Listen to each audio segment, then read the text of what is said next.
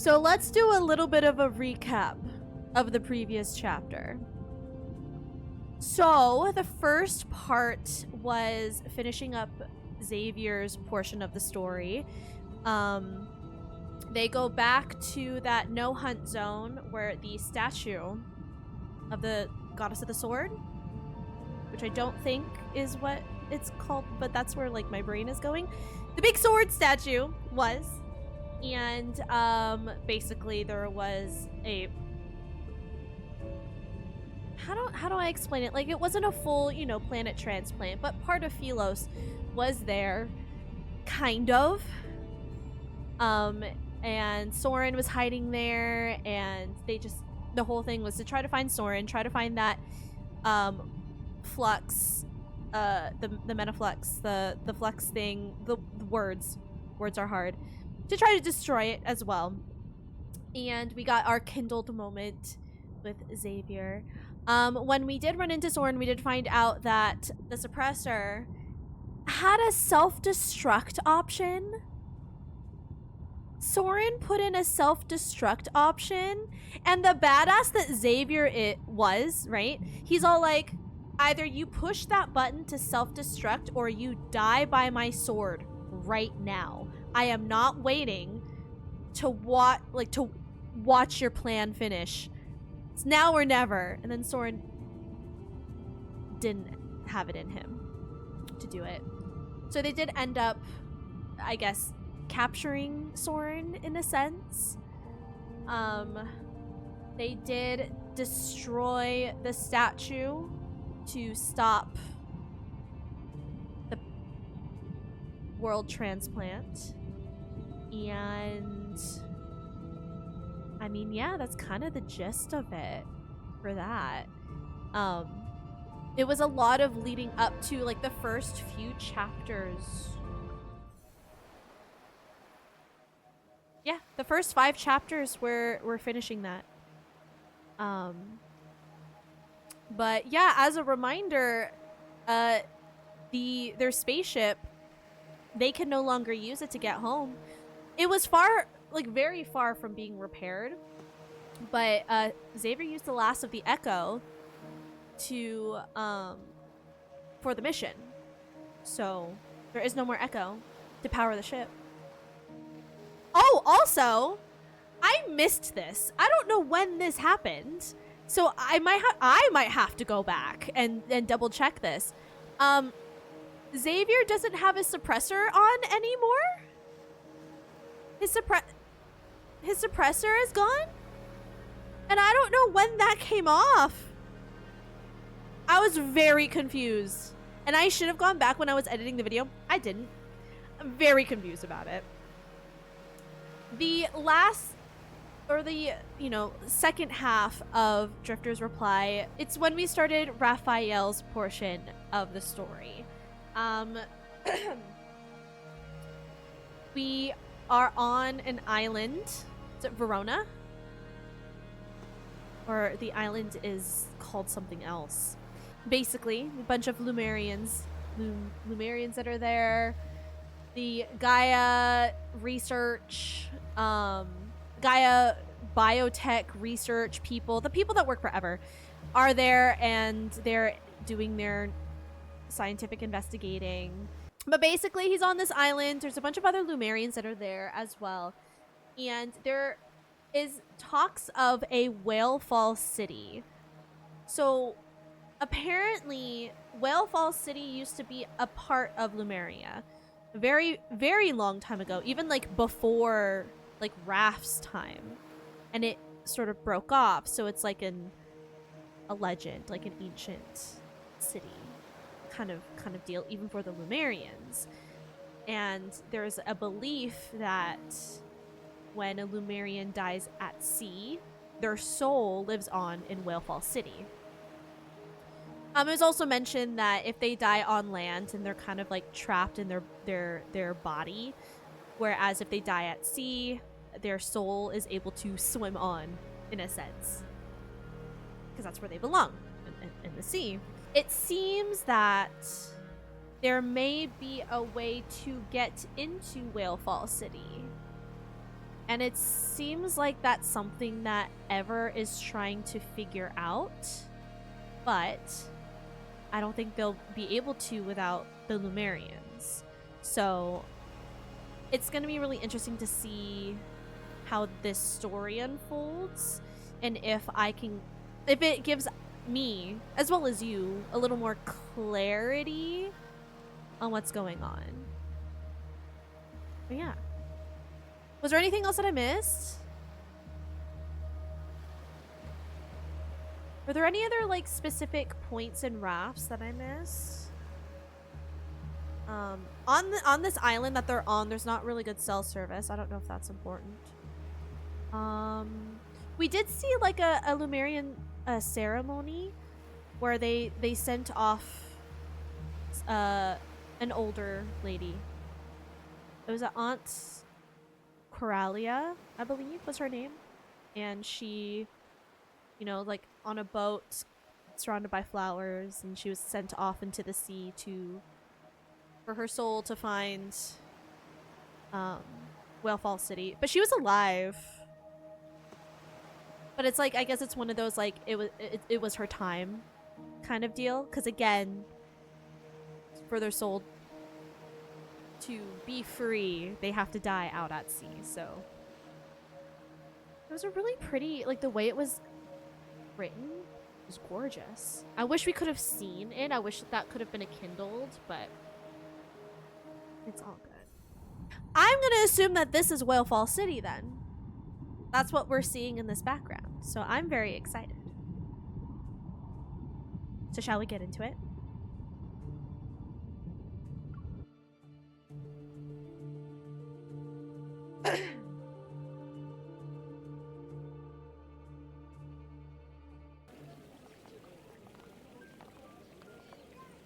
The three of us stop in our tracks and I turn toward Rafayel.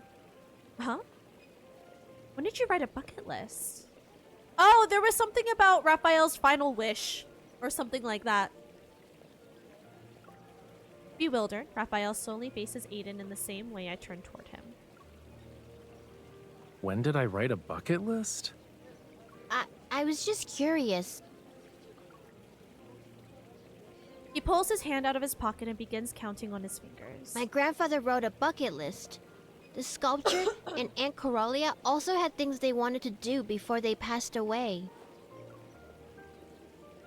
He raises his hand and shows 3 fingers to Rafayel. I was wondering if you might have similar thoughts. But I don't think the sea god can really die. Wait, do they all know that he took the sea god's power? Like, is that just commonly known now? That he has reclaimed that power? Is that...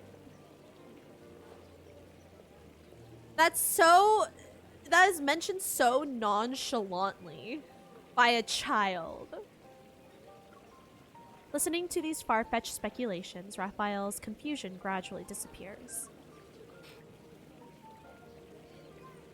He crouches down to Aiden's eye level and raises the boy's 4th finger. If I had a bucket list, it'd be to bring the Lemurians back to WHALEFALL City. That doesn't count because it's the sea god's wish. And it's boring. And it's boring. I want to know your wish.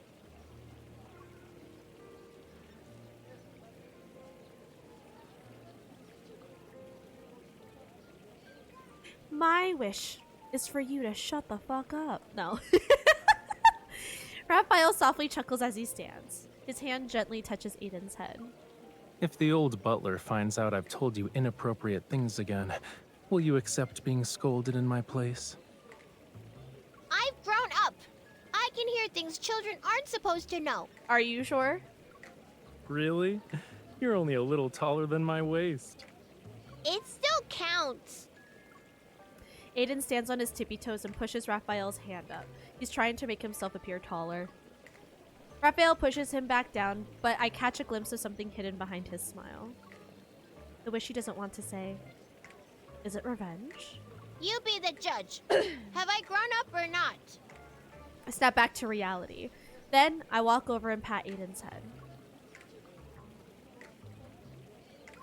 You're definitely taller. But if Raphael keeps pressing down on your head like that, you might stop growing. Ah, no! I still need to get taller!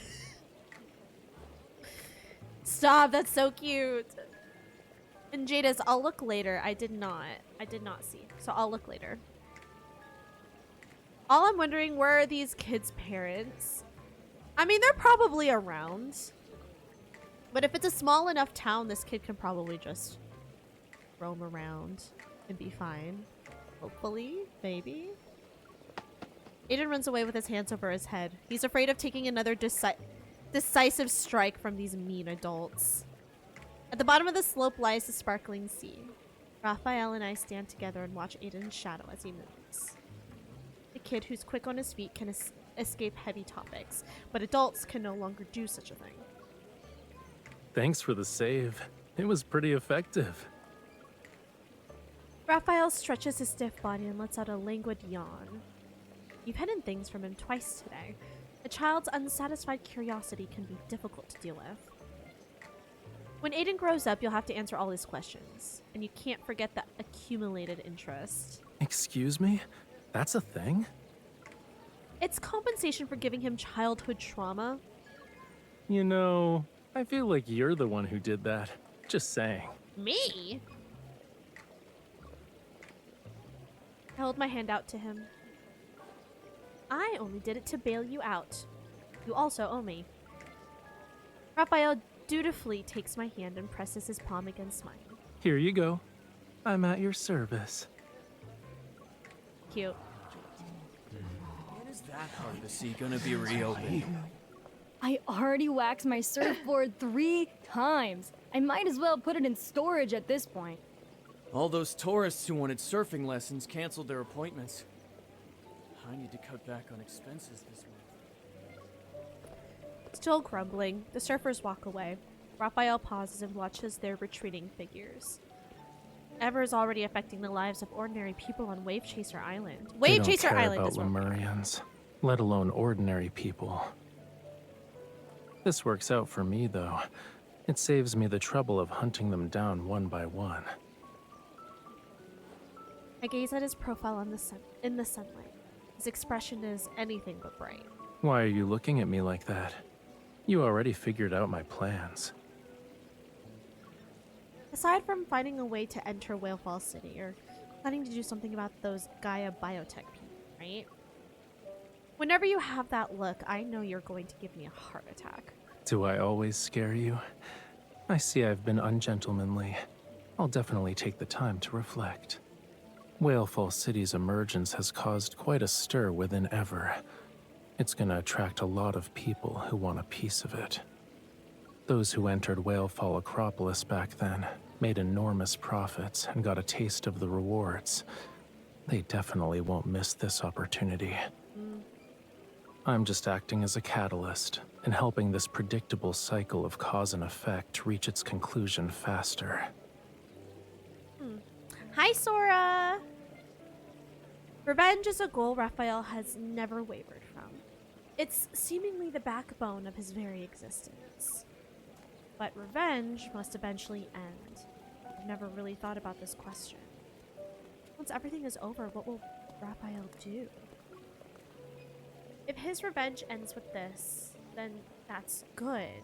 Yet, ending this conflict and recovering WHALEFALL City seems like the perfect opportunity to lead the Lemurians back to their royal capital.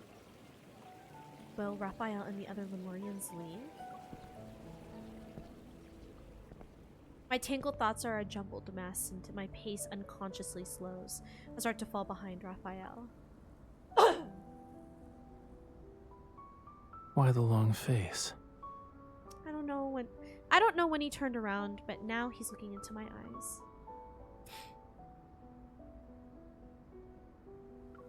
I'm wondering if you and the Lemurians I know will return to the ocean's depths. All of you swim incredibly fast, so coming ashore for visits shouldn't be too difficult, but it still feels a little... What if I can never return to the surface again? Countless words spin on the tip of my tongue, and they compete to represent my feelings. However, none of them are adequate enough. I open my mouth, but no sound comes out. Only a single, simple thought echoes through my mind. Yet bear to lose you. You're thinking further ahead than me, cutie. Some of my people that ever took are still missing. How can I leave? I look up to see his gentle smile that's like the sun. I sense an urgent need for a more definitive answer. Then, I can work as your bodyguard until the end of the world? Who knows how long Earth will last? Let's extend it a bit more. Like, until the universe dies. Bit? No one knows when the universe began or when it will end. Since our lives will never be as long as the universe is, that's basically forever. Until this endless journey reaches a conclusion, I won't leave this place. From where he stands, the wind carries a refreshing scent toward me. The sea breeze is gentle. Surprisingly, it can carry away my memories. As our conversation between adults ends, Aiden happens to run up the slope. His footsteps are unusually frantic. There are people at the port! Oh? He retreats behind us, his shoulders trembling violently. I crouch down and pat his back. Take your time. Who are the people that just arrived? They're wearing the same clothes as the Gaia biotech researchers who sealed off the... Raphael's phone rings. After he answers the call, I can faintly hear the old butler's voice. Ever has sent a new team of support personnel. They're already in Verona. The fuck? Understood. Raphael lowers his phone, and the smile on his face vanishes. This deadly temptation really is irresistible. Someone couldn't wait any longer.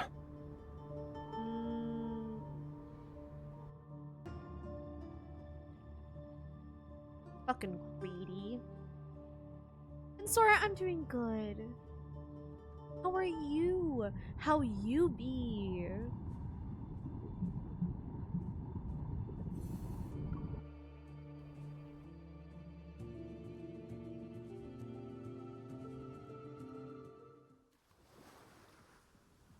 A large research vessel is near the port.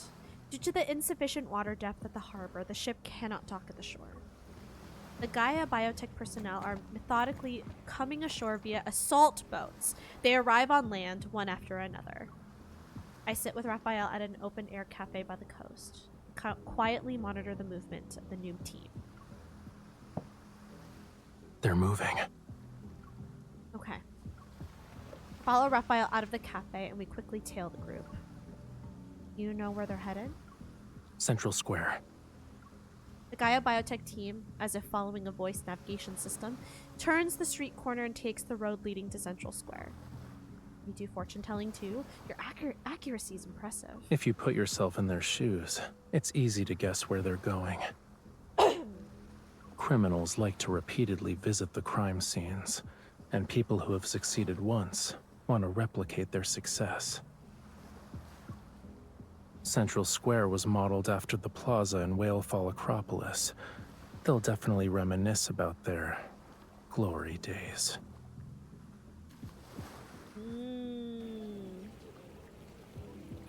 Raphael's prediction comes true. The Gaia biotech team doesn't take any detours and heads to Central Square. Performers specializing in folk music play an unfamiliar song. The Gaia biotech researchers stop in front of the band and join the other spectators in watching the show. Fish infected by parasites usually don't look any different from the rest of the school. But when predators appear, parasitized fish are oblivious to the danger and will take risks. Meanwhile, the uninfected fish flee. In that moment, they believe they can defeat their predators. Let's see who's lucky enough to have the privilege of entering WHALEFALL City.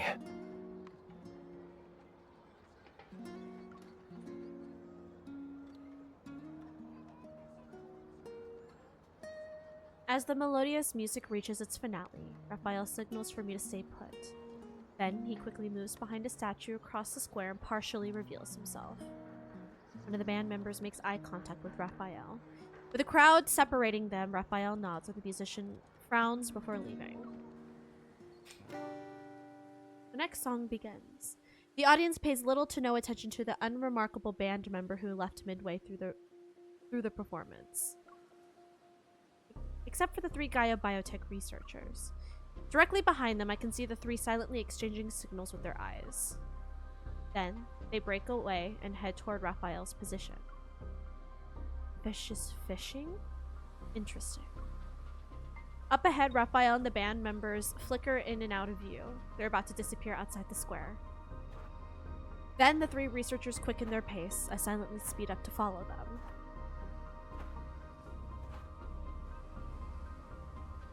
At the base of a courtyard wall adorned with seashells, the 3 Gaia biotech researchers are furtively listening for any sounds on the other side. Their faces contort with shifty, rat-like expressions. Shortly after, they leave the alley with those same expressions. They pass under the 2nd floor building where I'm hiding. No doubt about it. That's WHALEFALL City. Just as they're about to enter, we should also. We're lucky to get what we want without any effort. They make no attempt to hide their greed, and a disgusting chill runs down my spine. Then I sense someone looking at me, and I raise my head. Rafayel is waving at me from the base of a nearby courtyard wall. I quietly climb down and dart to his side. I knew you couldn't stay out of it. Now you're an observer watching the observers. They were acting suspicious. My professional intuition was triggered the moment I saw them. I overheard their conversation. They're trying to enter WHALEFALL City. I'm not surprised. They know I'm special, and they have speculations about my connection to Lemurians. But that's not enough to confirm anything. I let out some information about us knowing how to enter WHALEFALL City. I also included a tidbit about its treasures and its power surpassing WHALEFALL Acropolis. Only those who were involved in destroying WHALEFALL Acropolis would understand what I'm referring to. He observes the alley where the group has disappeared into, his cold gaze revealing unwavering determination. When it was destroyed, Memories stir, and his voice trails off. After being lost in thought for a moment, his gaze refocuses. I escaped by sheer chance, but I never saw the invader's face.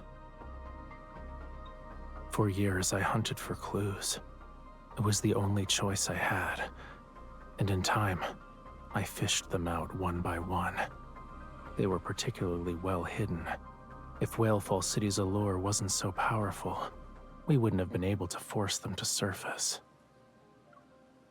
The trap has been set, and they haven't even noticed the real danger yet. They've been parasitized by their own greed. All we need to do now is wait a little longer.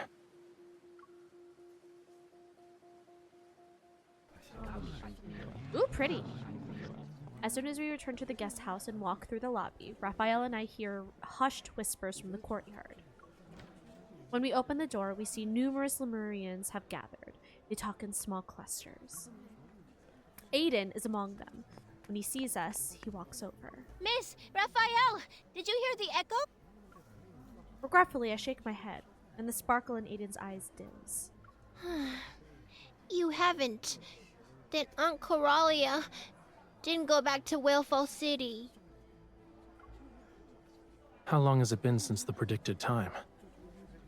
1 hour. It's too long. I exchange a glance with Rafayel. He's thinking the same thing. The Sea Moon ceremony's echo most likely won't appear.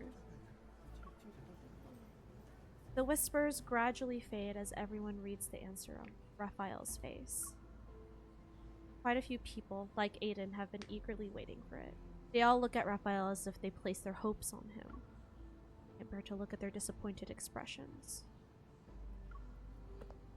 In the agonizing silence, I move to Raphael's side and tenderly brush the back of his hand against his. You want to go for a walk on the beach? No? I was wondering if the echo's really quiet. Can't hear it from here, right? Why don't we go to the beach and wait a little longer? As I offer his flimsy excuse, the tension in Raphael's shoulders and neck eases. Okay, let's do that. Such pretty eyes! Tonight's moonlight isn't bright. Clouds cover the moon, which leaves the seaside shrouded in darkness. I step into the seawater, and I'm surprised to discover that it glows with a luminescent blue light where I disturb it. I crouch down to place my hand on the water. Blue light radiates, which creates a dreamy scene from a fairy tale. Raphael, I think I've become a magician. There are sea fireflies in the water. When disturbed, they emit light. By the way, you're scaring them, cutie. They might die from shock. What?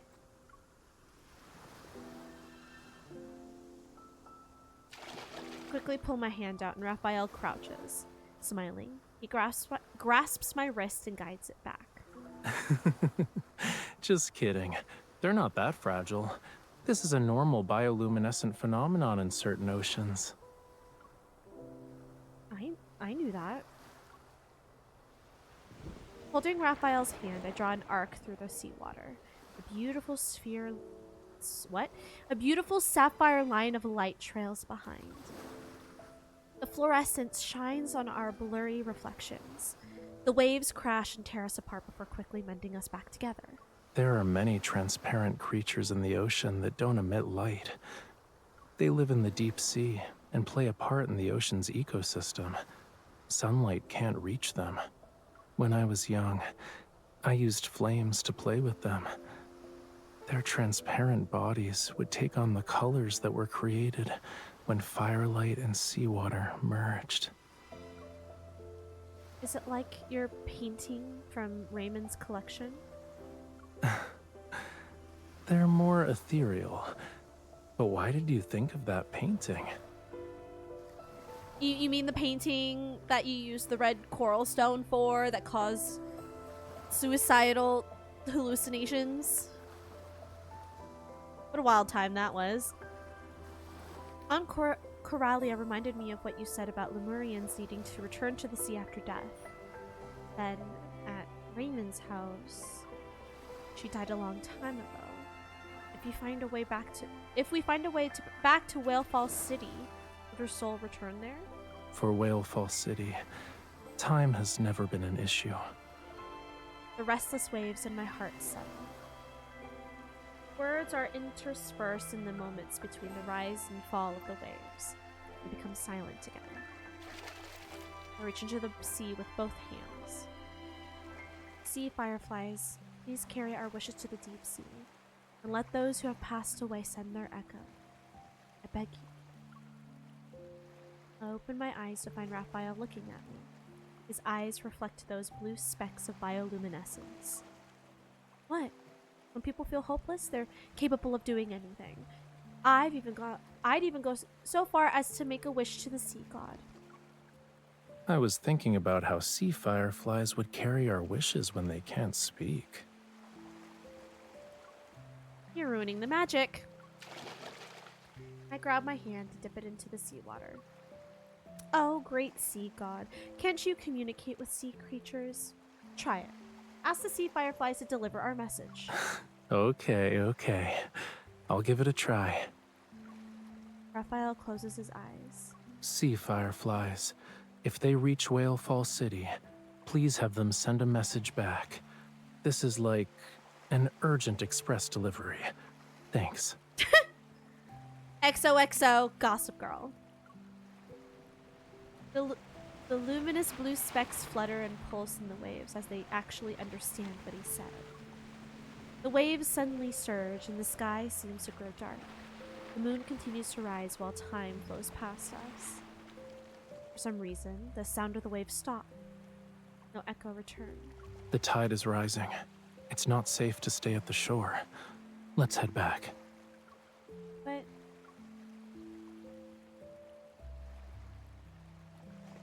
Raphael reaches out and smooths my hair. My hair that the wind tousled. Not every spell works in fairy tales.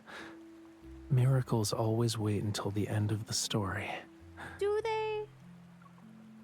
We knew this would happen. So the sea moon ceremony bringing Lemurians back to Whalefall City is just a legend.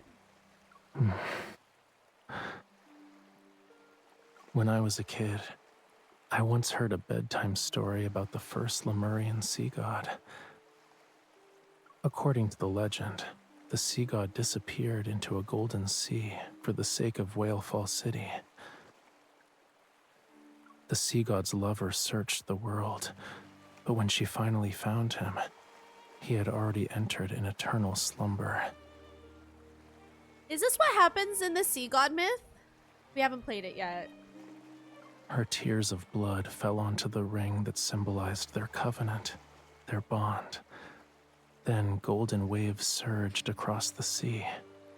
A conch-shaped vessel rose from the ocean's depths and drifted toward them.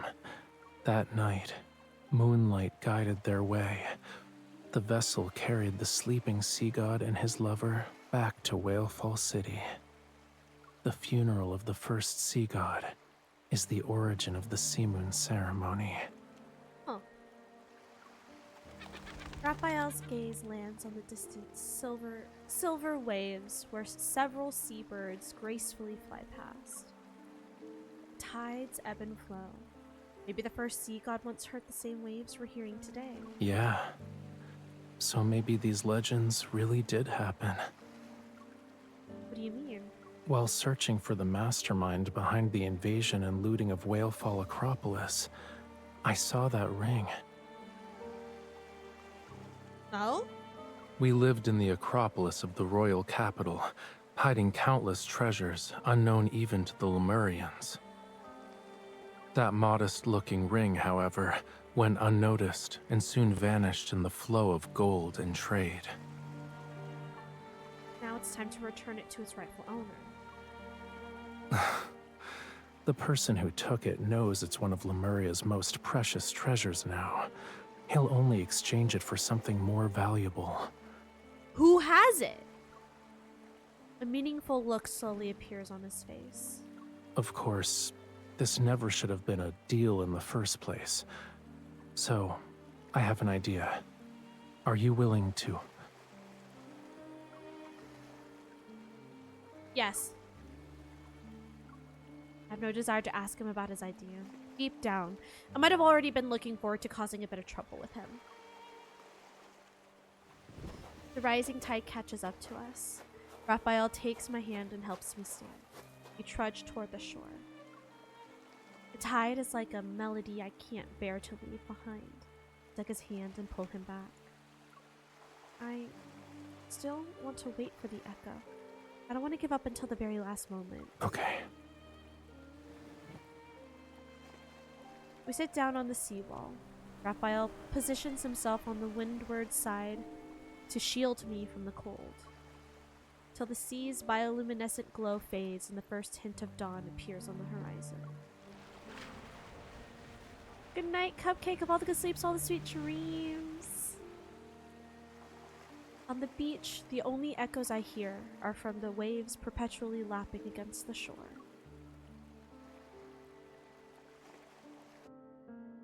Yeah.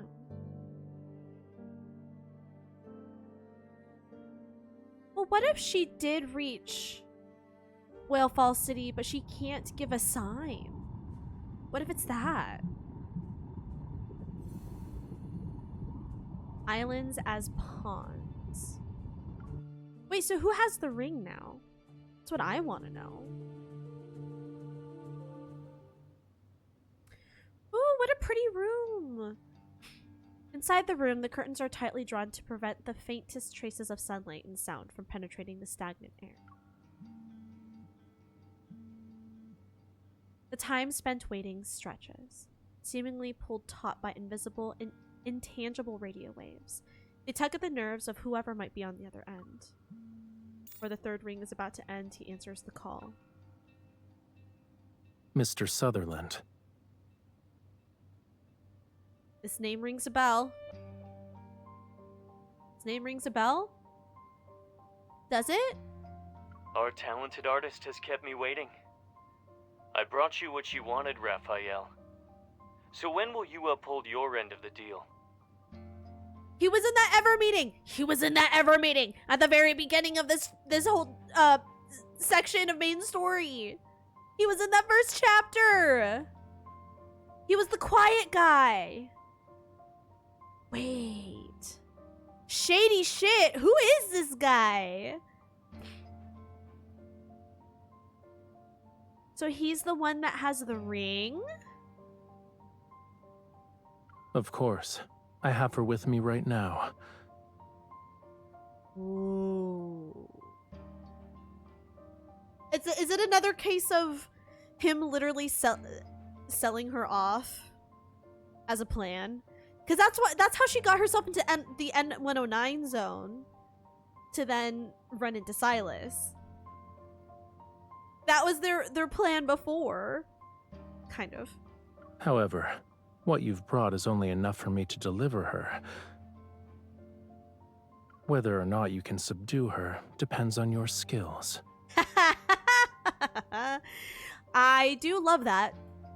Don't worry. I'm eager to end this quickly. But Wave Chaser Island hasn't been peaceful lately, right? It's just a storm that won't create real waves. If you're scared, you don't have to visit the island. Very well. My greatest virtue is that I never pretend to be brave. I'll humbly await your presence at Verona's breakwater at 4 p.m. The call ends. The phone nimbly twirls between Rafayel's fingers. He pauses to capture the image of a glistening glass by the window. I take a big gulp of my ice mint lemonade before opening the curtains. Swoosh! Blinding sunlight floods the room. I didn't dare to drink anything while you were talking. You two spoke for so long that the ice almost melted. Please. I'm here performing a scene with conspiracy and betrayal, only to see you basking in the sun. With a cold drink, I might add. How am I supposed to stay in character? The glass finds its way into his hands, and the liquid is gone within seconds. That guy dares to steal business from Ever for his own benefit. You can imagine how alert he must be. So when he asked you about me, it must have been for... The Ether Core. Yeah, that sounds about right. He's a coward, but he has quite the appetite. Perched on the small table next to him, I watch Rafayel drink water, across my arm and narrow my eyes. Be honest with me. Was I part of your deal with him since the beginning? No.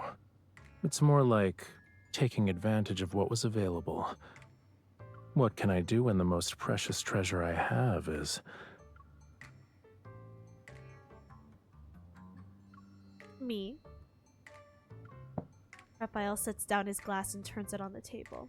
He watches it refract radiant light. So you're well aware. I'll give you credit for guessing correctly.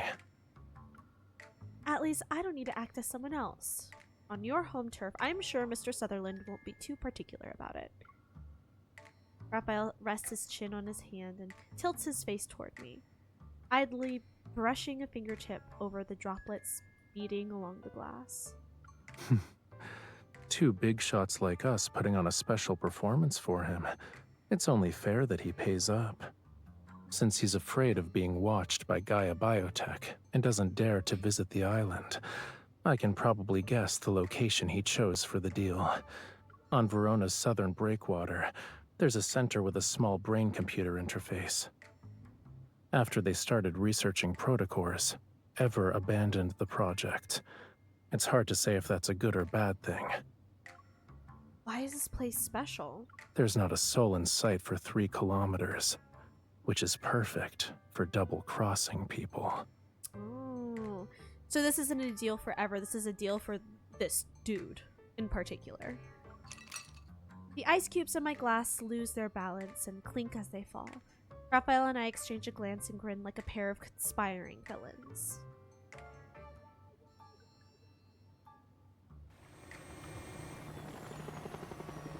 The helicopter lands behind a breakwater on a desolate stretch of Verona's coastline.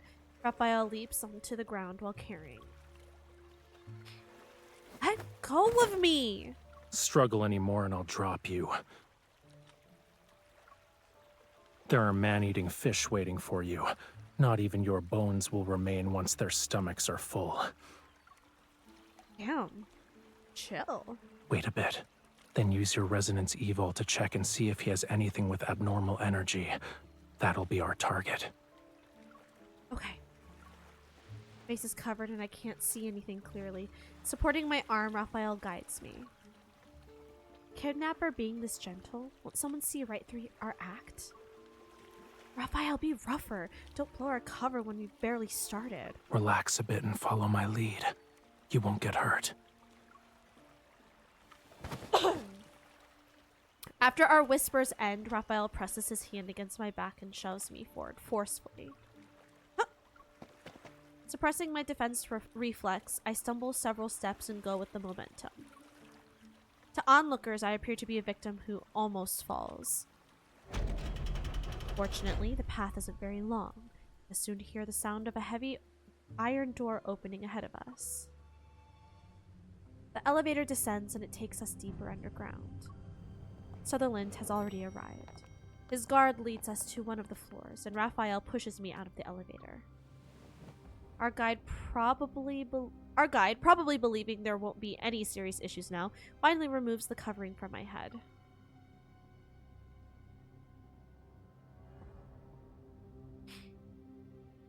I exchange a glance with Raphael before discreetly surveying our surroundings. I note the positions of several guards without showing any reaction. Both of you need to wait here. Many wanderers are hiding here. In the corner of the reception room, several malformed figures remain motionless. It's as if they're objects. But their energy fluctuations keep me on edge. I find an opportunity to suddenly signal Raphael to keep his distance. They even lined up to welcome us. They're so polite. Don't move. These things only obey their leader's commands. If you provoke them, I won't be able to save you. From this angle, I can't see Raphael's expression, but the hand gripping my arm gives a gentle squeeze to silently reassure me. Then why do we have to wait here? And how long do we have to wait? The equipment's still being prepared. It'll take at least another hour.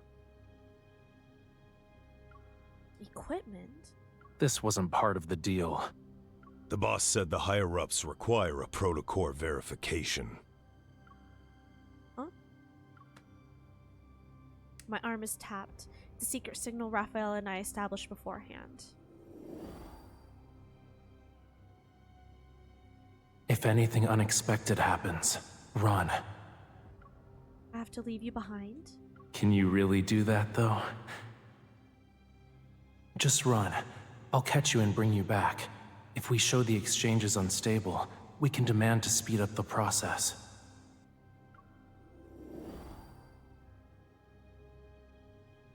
As we discussed before, resistance will make it look more convincing. I spin around abruptly, using the momentum to break free from Raphael. I pull out the gun they fail to find during the pat-down. Just as the guard reacts, I run while Raphael provides cover. I take the guard down and immediately make a break for it. Squad number 2, take her! Your men are too clumsy. Since they're bound to damage valuable cargo, let's not risk it. I'll handle this. Ooh. Ooh. I sprint back along the path I took and hide in the place where the corridor splits. From the darkness, the sound of unhurried footsteps approaches. He's here.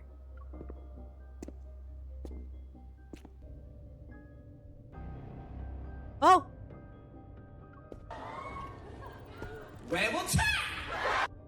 Don't come any closer. Shush.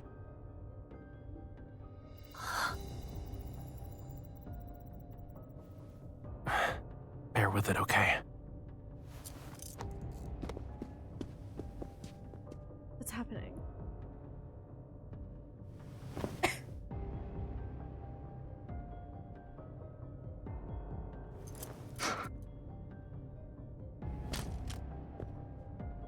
I'm here.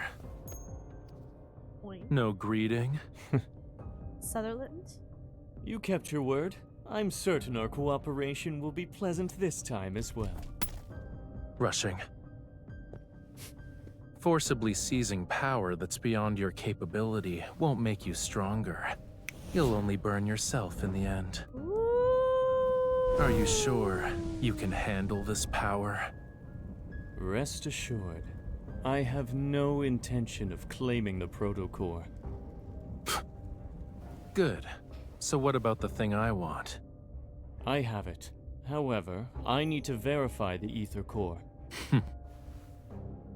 Of course, but unfortunately the ether core's power is difficult to control. You need trust and permission. If that doesn't work, you need to use some outside assistance. You see, the threat of fear and death is the best method for awakening potential. It's simple. That's the signal. Ooh. The ring. You two are. Catch. Why are you in a rush? Since we have a deal, we can't let our performance be for nothing. The thing you brought. I'll take it. Let's go. Oh! Oh! Oh! Behind you. Why is this so hot?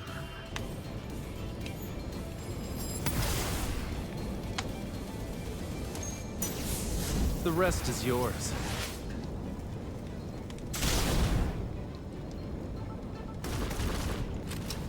There was no applause, but the audience was thrilled. Oh my god. Heck, same. Oh my god.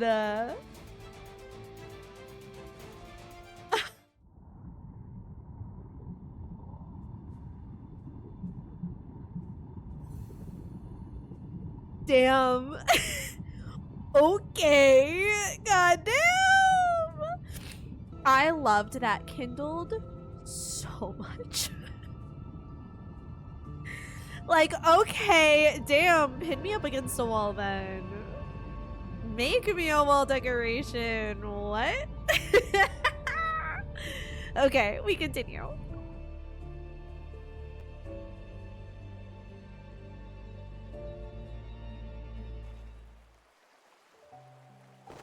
We leap from the breakwater and land on the yacht we prepared in advance. White waves surge around our vessel as we leave the harbor. Why did I say arbor? The harbor. Rafayel sits at the bow and slowly spins the ring on his fingertip. You're holding out your hand. What are you trying to imply? My performance fee? I'll pay once we've returned to Wave Chaser Island. It was an intense workout. I deserve a large payment, don't you think? You're the leading actress. It's your call. I look at the ring in his hand. The sea breeze sweeps across the bow and... Or is it bow? Pretty sure you still pronounce it bow, right? And his clothes flutter like a swaying tail fin. An unusual scent permeates the air. Rafayel and I turn at the same time to see dark clouds intruding. There's a storm approaching Verona's waters. Small yacht races at full speed. It carves a gash with curling white edges across the dark seawater. Hi, Miss Hawaii. Why is it 0? Oh shit! Are we caught in the storm? After a large wave passes, I grip the control panel to steady myself as Rafayel adjusts our course. We're trying to stay away from the eye of the storm. Rain pounds against the cabin windows and rainwater quickly accumulates. The windshield wipers can't clear it away fast enough. Rafayel, this is a small storm to you? Of course. These waves couldn't even dislodge a starfish from the bottom of a reef. If you're really worried, don't look down. What do you mean? His reminder has the opposite effect. I glance outside. For creatures who didn't grow up here, the sea is terrifying during a storm. The murky waters become impossibly deep, and the churning waves seem to herald the arrival of a massive creature that's about to emerge from the bottom of the ocean. Stop! Stop! We're already scared as is!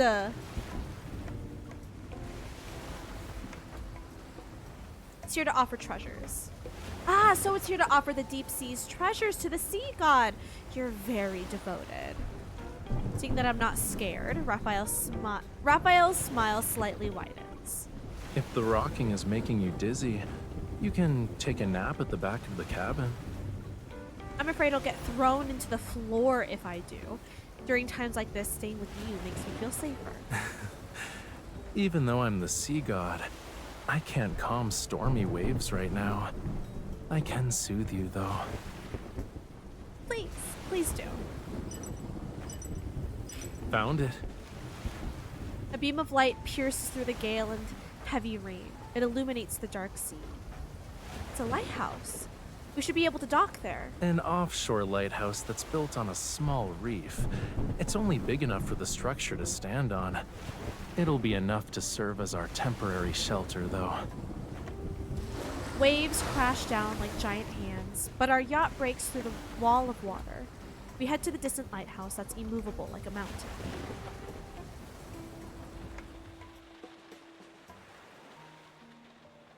Ooh. The lighthouse keeper is seemingly accustomed to visitors who get soaked in the rain. Like us, she guides us up the structure so we can rest. Aw, sweet. Despite it still being daytime, the world outside already resembles the time between dusk and night. Thank you. We'll sit here for a bit and won't take up any more of your time. The silent lighthouse keeper nods. She quietly prepares a pot of hot water and some compressed dry snacks for us before returning to her post. This is perfect. I was a little hungry and we met a nice person. What's so funny? Your smile is kind of weird. Take a closer look at the food you got, cutie. The opaque craft paper packaging looks simple and clean. I figure it probably contains biscuits, jerky, or other non-perishable food that's suitable for storage. As soon as I break the seal, an intense oceanic smell hits me. It's so fishy that my face contorts. What is this? I could smell it 800 meters away. Do you want to guess what kind of person would dare to guard this isolated lighthouse alone? It's basically in the heart of the ocean. She's also a Lemurian? Lemurian? Why didn't you say hello to her? Not every Lemurian is as outgoing and friendly as me, you know. I mean, that's fair. She probably never expected anyone to brave the elements to visit her, even when she hid herself away from everything. No wonder she seemed to relax when we let her go about her business. Raphael quietly laughs again as he places several pieces of unrecognizable dried fish into a titanium cup and pours hot water over them. Huh? Don't give me that look. It's just been cured with seawater. It'll become delicious after you let it soak for a bit. Be patient. What? What is this? Amid the rising steam, the air seems to grow humid and salty. I wrinkle my nose as I notice the scent of melting fat and wax. Raphael, do you smell that? She's lighting the lamp. The one in the lighthouse? In Lemuria, we have structures similar to lighthouses. They're called whale ash gardens. When the oceans were still uncharted, traveling Lemurians would build simple waypoints in places where whales died. Huh. The whale ash serves as an underwater lighthouse. It offers shelter to those who have temporarily lost their way and allows them to regain their bearings. Traveling with whale ash lamps was once a popular tradition in Lemuria, but hardly anyone remembers it now. And she must have lived for a very long time. Lighting the whale ash lamp serves as a reminder to not lose sight of your destination. And more importantly, it ensures you never forget your starting point. Is she thinking about Whalefall Acropolis? Is she thinking about Whalefall Acropolis she can never return to, or the long-lost Whalefall City? The cooled water touches the wooden floor and quickly seeps through the cracks. When the cup is refilled, the taste becomes fresher. The salty bitterness spreading from my chest to my throat only intensifies. Once the storm passes, we'll have to return to Wavechaser Island to perform another Sea Moon ceremony.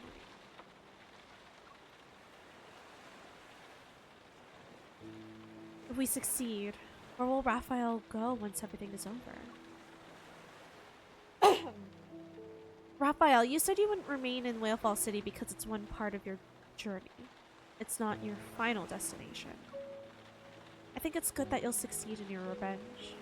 Your life afterward might be more carefree. I pause before trying to sound like I'm making a joke. Maybe you can fully devote yourself to painting. Go beyond your limits and take your artistic accomplishments to the next level. But then, assuming that's the case, do you have a reason to stay in Lincoln City? Staring at him, I grip the edge of the craft paper package. I'm unwilling to hear another evasive answer from his lips. But I want to ask, it's not about staying here or staying in Lincoln City. Rather, on an ordinary weekend, an idle afternoon, or a meaningless, normal day, like an actual meaningless day, when I want to see you, will you still be by my side?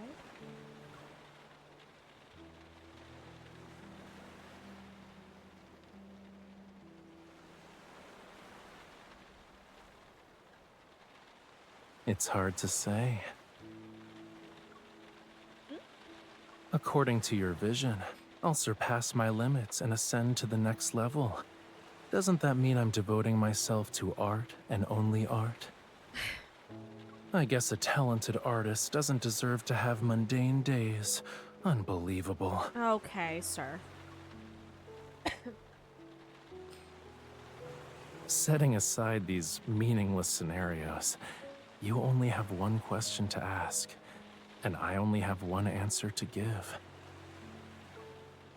I've walked a very, very long road, but throughout my journey, the same light has guided me. And it's not just my guide, it's the true destination of my fate. If we consider a Lemurian's lifespan, can a single light accompany you for that long? Maybe not. What you see now could just be a drop in the vast ocean. And as time passes, you might discover that you're the one who journeys the farthest. Thanks to Raphael's boiling method, the dried fish is ready. I devour 3 pieces, then another thought crosses my mind. Hello, Lavender Rose. How are you? Welcome in. I pretend to hold a microphone and hold it up to Raphael's mouth. I have a question for our respectable sea god. What new mission will you undertake after completing your revenge? Will you lead the Lemurians to rebuild their homeland? A small fish tail peeks out from his big smile. You think the sea god is a real estate tycoon? You don't even listen to Lemurians' wishes or grant them?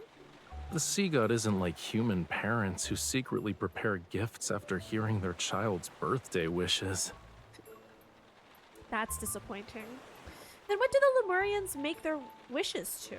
The sea, the ocean nurtures all life. If you make a wish to the sea, Will it grant my wish? the fish, shrimp, crabs, and clams in the ocean will eavesdrop. Thank you so much for the follow. Then my wish is to eat fresh fish, shrimp, crabs, and clams every day. I stare at Raphael as he lets out a hearty laugh.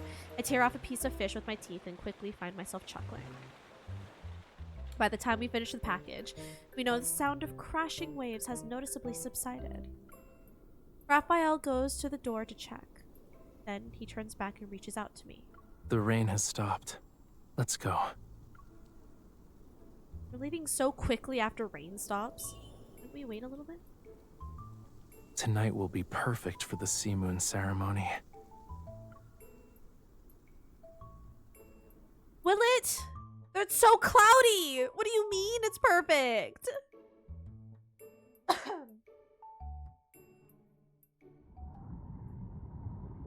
What do you mean? Can't even see the moon? The way home.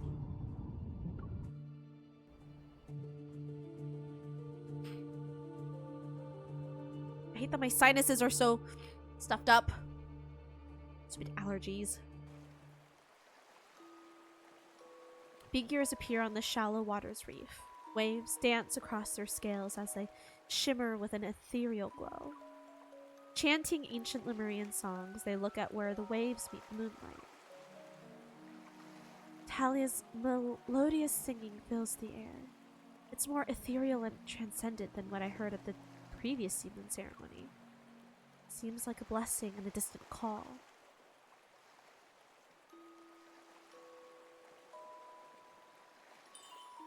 The ring rests in Raphael's palm as I place my hand over his. Feel the patterns beneath my hand. What are they singing? It's a blessing for the sea god and his followers. I haven't heard such an ancient melody in a very long time. Even in Lemuria's historical records, there's almost nothing about the sea god's funeral. I think it's better to just call it the sea moon ceremony. Lemurians don't fear death, but we have desires in our hearts. I love that his is like literally like the finger heart. Even when we're far away from home, we'll never stop searching for a way back. When WHALEFALL City still existed, did they already know they would leave one day? Long ago, Lemuria had written prophecies about its fate. The tome of the sea god you've been searching for. Yeah. Maybe the search for prophecies is part of the prophecy. I close my eyes and feel the cool touch of metal intertwined with the warmth of our clasped hands. I somehow sense the yearning behind those unfamiliar words. According to the legend, we should be basking in the lingering echoes of the blessing and waiting for the conch vessel to appear. Oh, the ceremony's for us. I just got that. Because we're mimicking the sea god's funeral. I got it. I understand now. Again, I think this is something that we probably see in Raphael's sea god myth that we just haven't watched yet. So that'll be really interesting to play this and then play that myth and see the parallels. Can you feel it? We don't share a language, but emotions are universal. After spending these past few days with them, I think I can guess what they're praying for. The sea breeze carries their songs to a sanctuary below the waves. It awakens the slumbering creatures that dwell within. Under the bright moon, several dolphins leap from the water as if welcoming the return of their ruler. Tonight is perfect for going out to sea. He bows slightly and reaches out to me. It's a gentle invitation. So, would you like to accompany me to the Lemurian royal capital, miss? What if I said no? Like, I have second thoughts. I'm not really sure about this one. The glistening waves behind him refract moonlight. Without any hesitation, I place my hand in his. I would be honored. Words seem to possess a calming power as the energy surrounding us harmonizes with the songs at the same frequency. It's filled to the brim with wishes and blessings. The sea churns and boils upon hearing the dirge. When it splits at the then it splits at the boundary between the sky and the ocean as if a sharp blade cut through it. The fractured waves block out the moonlight as roaring currents retrieve long-forgotten wishes in the deep sea. The Lemurians gaze at the surging waters, their songs knocking on the sealed, dust-covered gates of their homeland. Waiting silently in the sea, I sense something. There needs to be one more call.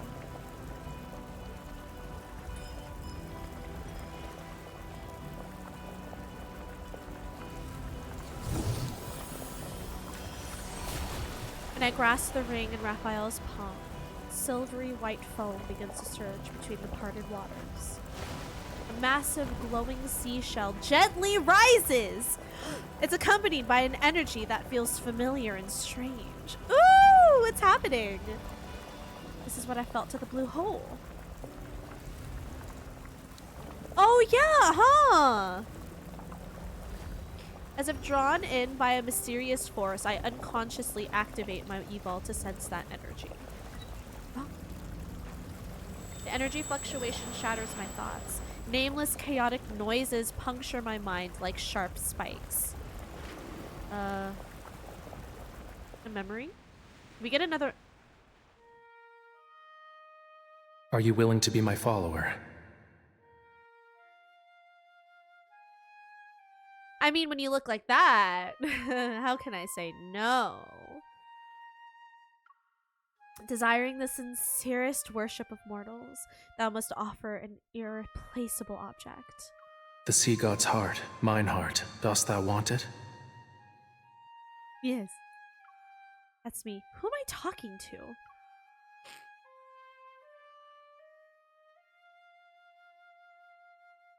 This is my promise to you.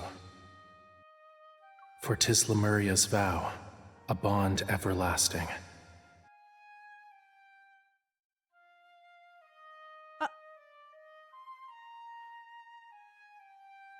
It's a simple melody, yet you still haven't learned it properly. Listen carefully. This is the last time I'll teach you. What's going on?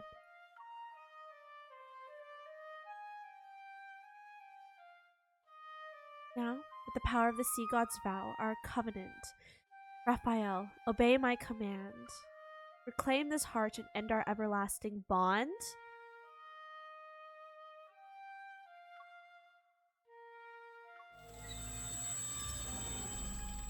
Huh?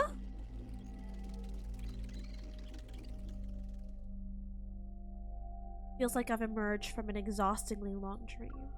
Memories I never experienced seem to have found their host. They rush into my mind and merge with my very being before I realize it. It's as if they were always meant to be mine.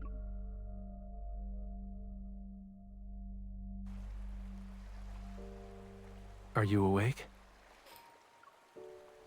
When I open my eyes, I see the sky in moonlight. Dazed, I blink and try to move. I realize I'm being held in a warm embrace. What just happened? You were probably affected by the ancient oceanic power lingering on this boat. It has weathered many years, so there might still be traces of its previous owners on it. What that power feels like. I meet Rafayel's gaze. It's as clear as seawater and doesn't reveal a hint of deception. Did he also forget? My heart faintly aches and my mind still lingers in that memory. Scenes from the past keep replaying as if they're reminding me not to forget. What are you humming? Only then do I notice that I'm humming the melody I heard in either a dream or an illusion. If I told you I heard this song in a dream, would you believe me? I guess you had an unusual dream. What else was in it? There were waves, flute music, and my emotions bear the weight of our covenant. The bond between us is heavy. I compose myself and smile at Rafayel. You. I knew it. In my dream, you said you would teach me the song. Oh, you just want to hear me sing. That's one roundabout way to make a request. I didn't mean it like that, but since you made the suggestion, come on, Mr. Opera Singer. Is he gonna sing? Is he gonna sing? Flames erupt from his palm before quickly dissipating. They're replaced with a luminescent conch. Is this another trick? Even if I'm the most talented performer in the world, I need something to play music with. Oh, I thought you were gonna sing! It's the first time I'm hearing this song, but...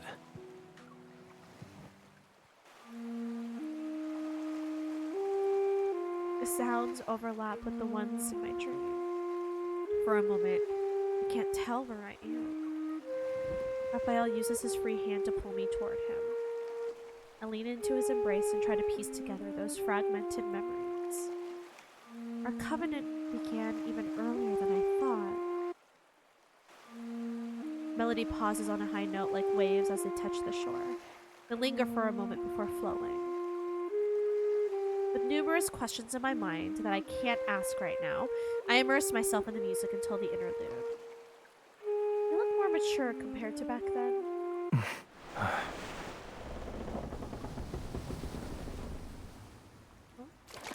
The boat suddenly rocks as the music ceases, and Flamulus anxiously leap from the water. They're seemingly giving us a warning.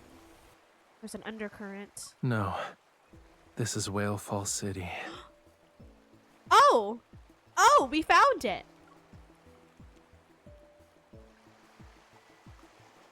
Rafayel sets down the conch and ignites a flame in his palm. It lights up the unfathomably deep water. It's responding to our call. Oh.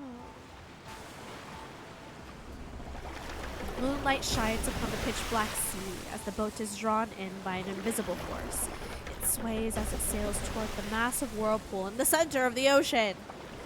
Countless silvery white fish converge and spiral where the current meets.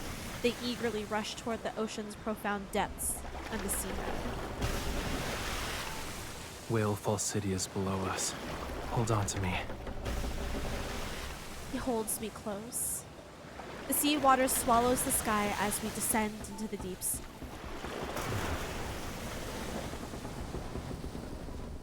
Ooh. You found it.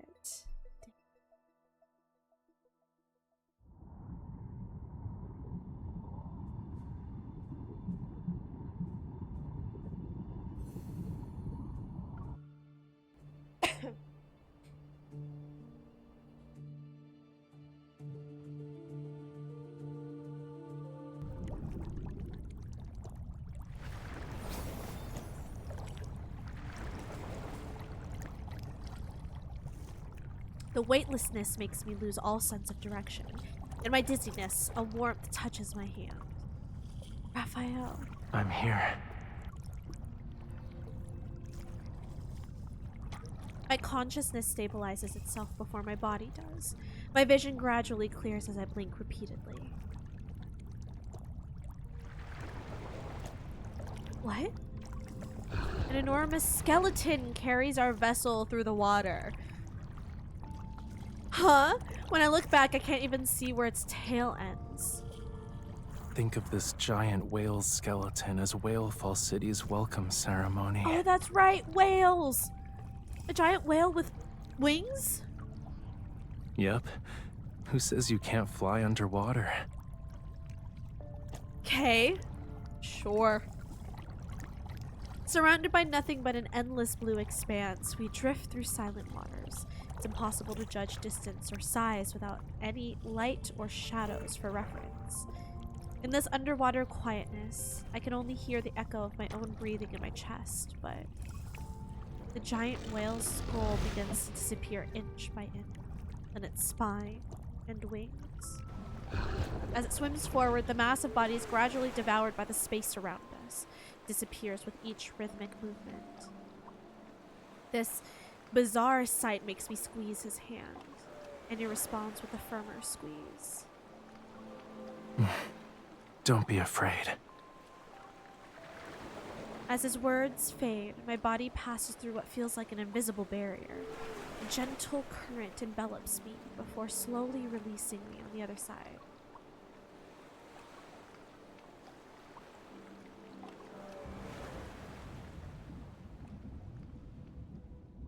Ooh, that's so pretty. Oh, I need that. The world below the waves is bursting with color. One of the royal capital's ancient streets stretches across the deep sea, and there's a dome resembling moonlight. It's suspended high above the seafloor. Massive stone sculptures adorned with vibrant coral are arranged in a staggered pattern along both sides of the street. Alleyways formed by interlacing towers and buildings are spread out like a finely woven net. They gradually disappear into the seawater. Parts of these structures seem to emerge from space-time rifts. They're like visitors from a distant world.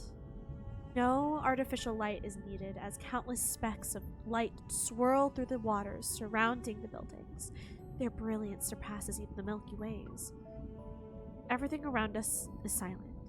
It takes a long time for me to find my voice again. This is... WHALEFALL City. That's so pretty! That legendary lost civilization, the Lemurians' spiritual homeland, appears before my eyes without any concealment. The giant whale carries us as we float above the main avenue of the royal capital. Reflections from the seawater dance across stained glass windows. I feel as though these same colors dance in my eyes as well. Noticing this unusual silence, I subtly tighten my grip on his hand. I remember the Deepspace Academy had published a book on Lemurian. According to it, WHALEFALL City slumbers in the abyssal deep sea. Its domes can reach past the sky. They write as if they've seen it with their own eyes. People tend to exaggerate stuff they've never seen. The more mysterious something is, the more fascinating it becomes. Do you think it matches the descriptions in the book? I lower my head. At the end of the street, specks of light drift around the highest spire. A bubble floats in front of me. When I gently poke it, it pops and scatters into more specks of light. Even attempting to describe it might be presumptuous. Everyone has their own interpretation of WHALEFALL City. Archaeologists consider it a hidden treasure buried in the deep sea, while Lemurians view it as the true resting place for souls. What about you? Rafayel cups a bubble in his hands and gently crushes it into specks of light scattered. They gather and reform the bubble. For the sea god, it's a mission infused in his blood. But right now, I'm thinking, if you hadn't accompanied me and I was sitting by myself with these skeletal remains. Oh. Lost in musings, I can't guess. He shakes his head and smiles. The fortunate one is me, not you.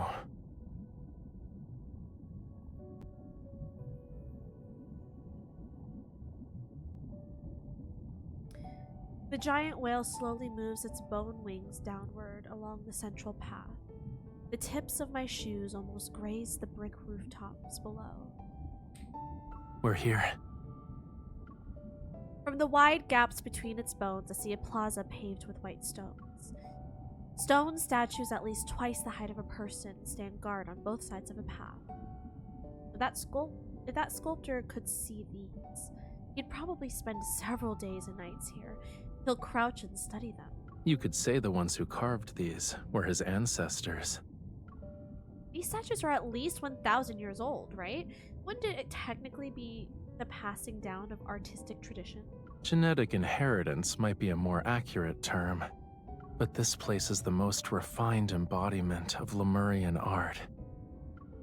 Really? It's the Sea God's temple. Oh. A sense of deja vu crashes over me like roaring waves. Astonished, I look up. A majestic temple stands at the end of my vision. Its massive stone pillars supporting the domed ceiling like solid bones. This place is our only option if we want to truly open the path to WHALEFALL City. An inexplicable thought appears in my head. I lean forward and get a closer look. Why do you appear more anxious than me? Rafayel pulls me back to where I was originally. He's not in a hurry to return to this temple that should be rightfully his. Sit tight. We're almost there. Rafayel. What's wrong? Do you think being here will upset me? It's more than that. I'd like it if you didn't keep everything bottled up inside. From this angle, I can't make out Rafayel's expression, but I hear a soft sigh. It appeared at the wrong place in the wrong time. The more attached we become, the harder it will be to let go when we must part. Aren't you worried that Gaia Biotech or ever would stop at nothing to get their hands on WHALEFALL City? Once WHALEFALL City fully reveals itself, our people will have no reason not to return. However, it'd make all of them targets. That's true. Today's Lemurians can't rely on WHALEFALL City to protect them from everything. Using it to defend against Ever is a pipe dream. When WHALEFALL Acropolis was destroyed, we still had WHALEFALL City as our sanctuary. If it also... The peaceful life Lemurians have struggled to rebuild can't be allowed to crumble again. The wrong place, the wrong time. But he still wants to seize this less than ideal opportunity to do something.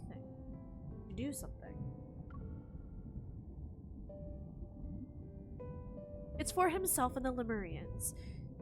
Who, instead of making wishes, worry about him seeking revenge alone. Let's do the right thing, even in these wrong circumstances.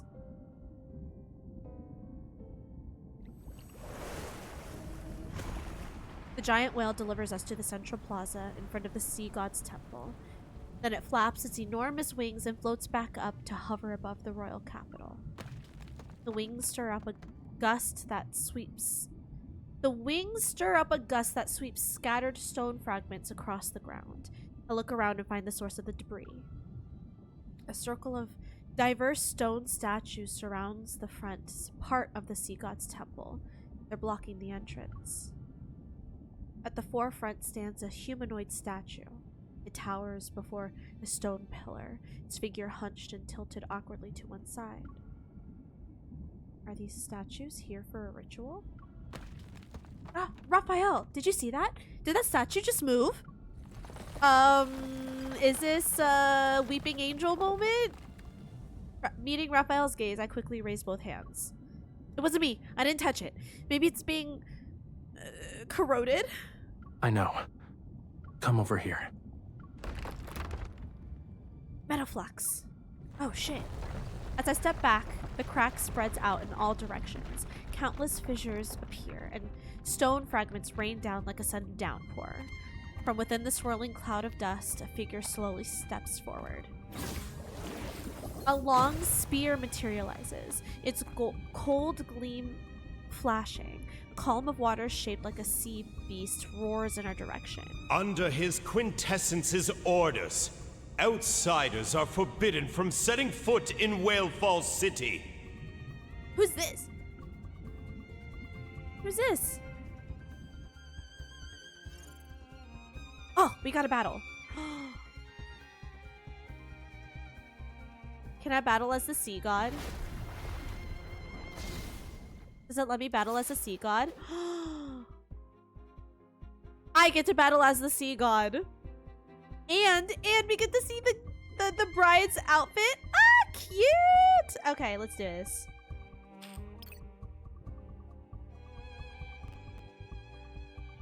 Ooh.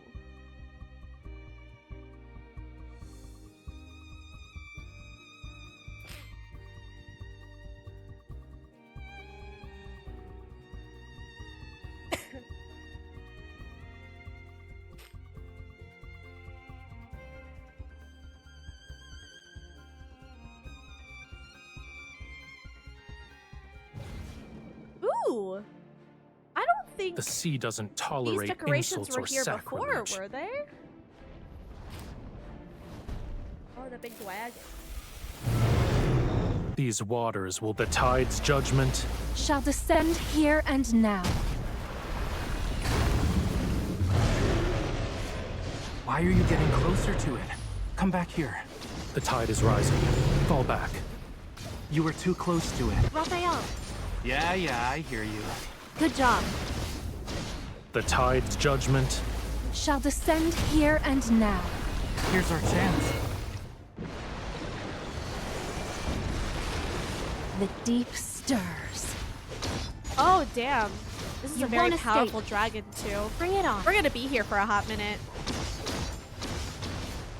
Oh man, you recovered so fast. A desperate attempt to fend off death. O sea god, I summon you. I hear you. Why are you so far away? The tide is rising. Fall back. The tide's judgment. I Shall love descend MC's here and now. outfit. Did you spot its weakness? You were too close to it.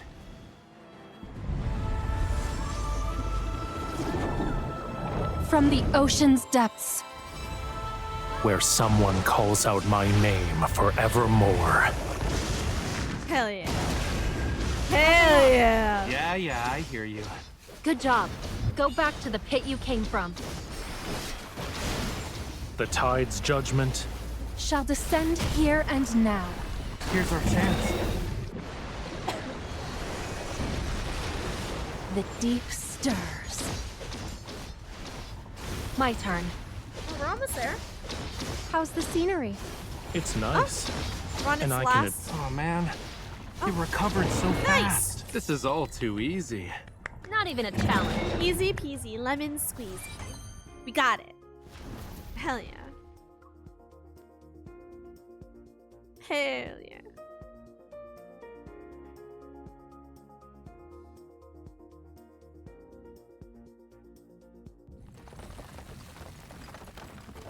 Stone debris covers the plaza and dust particles float in the seawater. The currents are dispersed. The immobilized old man stands in the center, his cloudy eyes becoming clear. His consciousness is slowly returning. He shuffles toward us. The remaining sand on his body falls with each step. It's his quintessence's power. His quintessence. We know each other? The man approaches Raphael, his clothes slightly fluttering. Then he suddenly performs a deep, respectful bow. Amund, Lemurian Elder, Guardian of WHALEFALL City. Huh. I've been waiting for the return of the Sea God. Yeah, so how long have you been waiting, my dude? And have you been waiting here alone? Wouldn't you get bored? His gaze becomes unfocused when WHALEFALL City is mentioned. The spear in his hand trembles violently as if triggered by a reflex.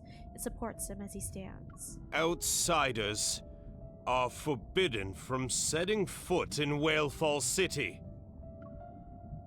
Amund? Does that name mean anything to you? At least he doesn't seem to be our enemy. This is just a guess, but he's been here for too long. He won't have a clear mind anytime soon. Raphael circles Amund and helps him brush off the stone fragments from his body. Amund, you said the sea god told you to stay here? His quintessence's orders? Amund slowly recognizes Raphael's voice and gradually regains his composure. Tens of millions of years ago, the sky and sea were inverted, and WHALEFALL was revived. Lemuria was about to reach its true fate. But his quintessence refused to accept. The sea god couldn't bear to lose the most precious. Most precious. He's unable to finish his story. His gaze sweeps across the plaza before he slowly moves toward the temple. Raphael and I exchange a glance and follow him.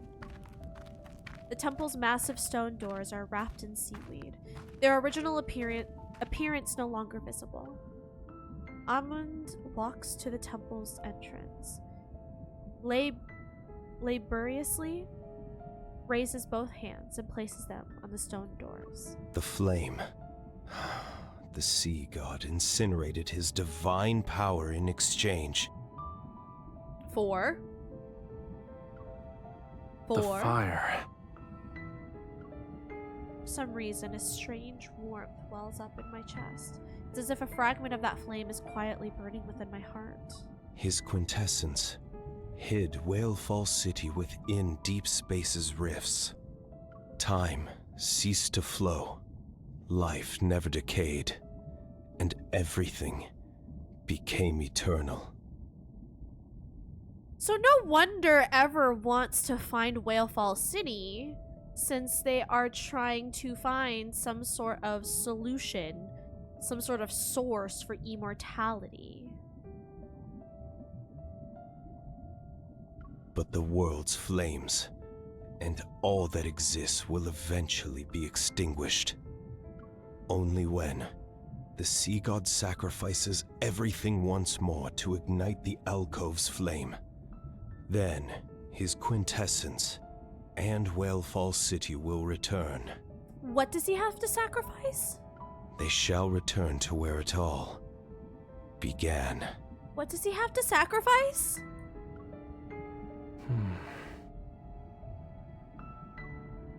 Amund's words falter for a moment, and his gaze moves to me before returning to Rafayel.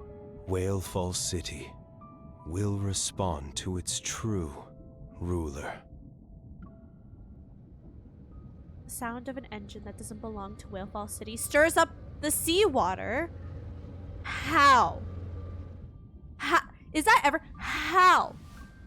Rafayel turns to the waters beyond the temple, his gaze increasingly sharp. Before that happens, this place might need a few sacrifices. Following Rafayel's gaze, I look toward WHALEFALL City's outskirts. Several massive submarines are approaching us. What? The fish have swum into our net.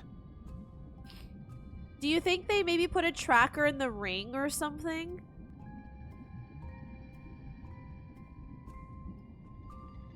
Yeah, I also don't know what he's supposed to... What is he supposed to sacrifice? What did he say?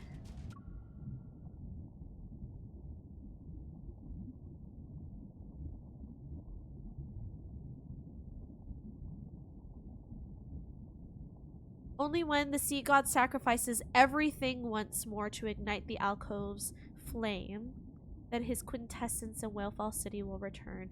I think this is something that we will learn in his myth. Yeah, as someone answers that. Perfect. Thank you. We haven't watched his myth yet, so no spoilies. But yeah, Amund was not clear, so that's why I assume that's something that we see in specifically in his myth. But welcome in. Is it Spagooter? Spagooter.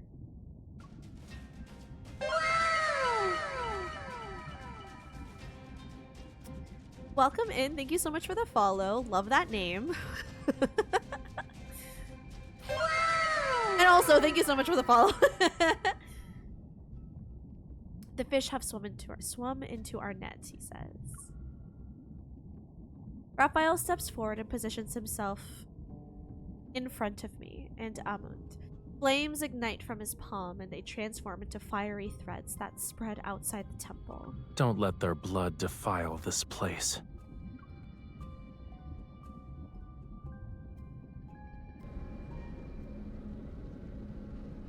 The submarines speed through the ocean as sunlight dims. They've already centered the Mesopelagic zone. With visibility obstructed, the submarines activate sonar navigation as they advance. The sonar has detected underwater structures. Could it be WHALEFALL City? We've been following that vessel this whole time. We can't be wrong. After marking their coordinates, the submarines head toward the structures and descend into the pitch-black bathypelagic zone. I'm butchering these words, okay? And we're gonna smile and nod and move on. Suddenly, ethereal singing resounds from the ocean's depths as if it's guiding lost travelers to their destination. The flat seabed gives way to a cliff. A strange glow emanates from its base. Submarines travel to the cliff's edge and cross an underwater valley. Their passengers see the source of the mysterious glow.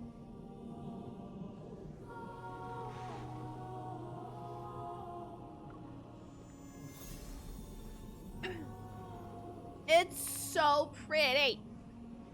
It's a dreamlike, magnificent city. Giant pearls adorn stone carvings. Gold and silver threads entwine the city's pillars, and large roads paved in jade stretch endlessly. Everyone rushes to crowd around the portholes. In awe, they exclaim upon seeing the magnificent city. That must be WHALEFALL City. I heard it's filled with countless treasures. It definitely hasn't disappointed us. The submarine's cargo capacity is limited. It'll take some time to transport everything back. Do you know what this is kind of giving? This is kind of giving Atlantis. Like the Disney movie, Atlantis. Like this whole situation. One of my favorite Disney movies, animated movies, by the way. If you haven't seen it, are you living under a rock? Please, go watch it. It's worth it. But like this whole situation really reminds me of that. Cheers erupt through the submarine, but no one notices they've already veered off course. When the city dissolves into a mirage in the water, an alarm blares. That's when these greedy souls realize something is wrong. What's going on? Who changed our course? It's not that. Our coordinates have changed. We've lost control. The submarine is... The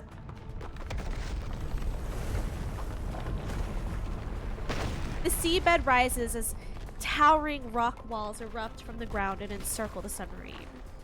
The figure of a young man stands on the cliff. Solemn and majestic like a god of the sea, he looks down from afar. His expression is seemingly compassionate and indifferent. The Lemurian court has finally received its overdue sinners. Ooh! Ooh. Alright. Damn. And some of those people were part of the previous, WHALEFALL, like, part of the city that was destroyed. So, they're getting the revenge. Raph is getting the revenge that he's wanted, at least partially. Final movement.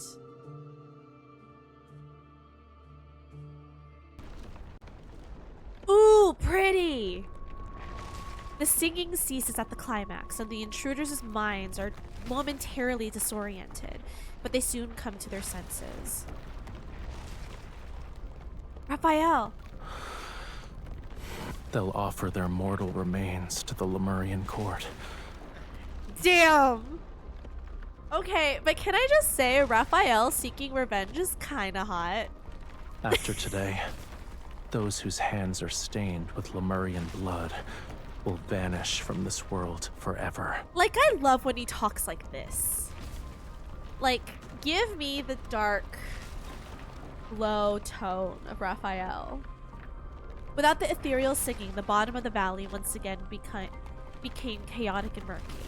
The intruders' survival instincts make them crawl on the ground in contorted postures. But Rafayel doesn't spare these people a glance. His gaze is fixed on a place far away from the cliff.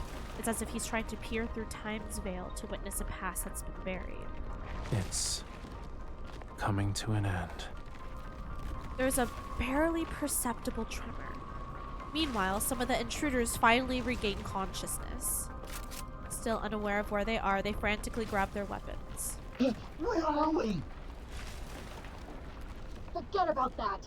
Just take them out. Ugh.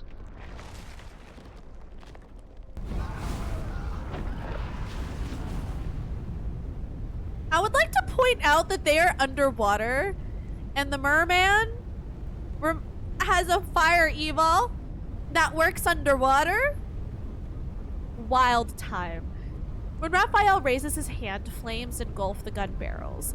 The researchers cry out in pain as they burn. More weapons are dismantled by fire as Rafayel silently observes them. Even so, he has yet to bring his ballad of vengeance to its final movement. More people are regaining consciousness. The rising flames keep me protected while I tightly hold Rafayel's hand. I can't rush him, and I don't want to. It's his right to decide when and how to end this bloody history that spanned more than a decade.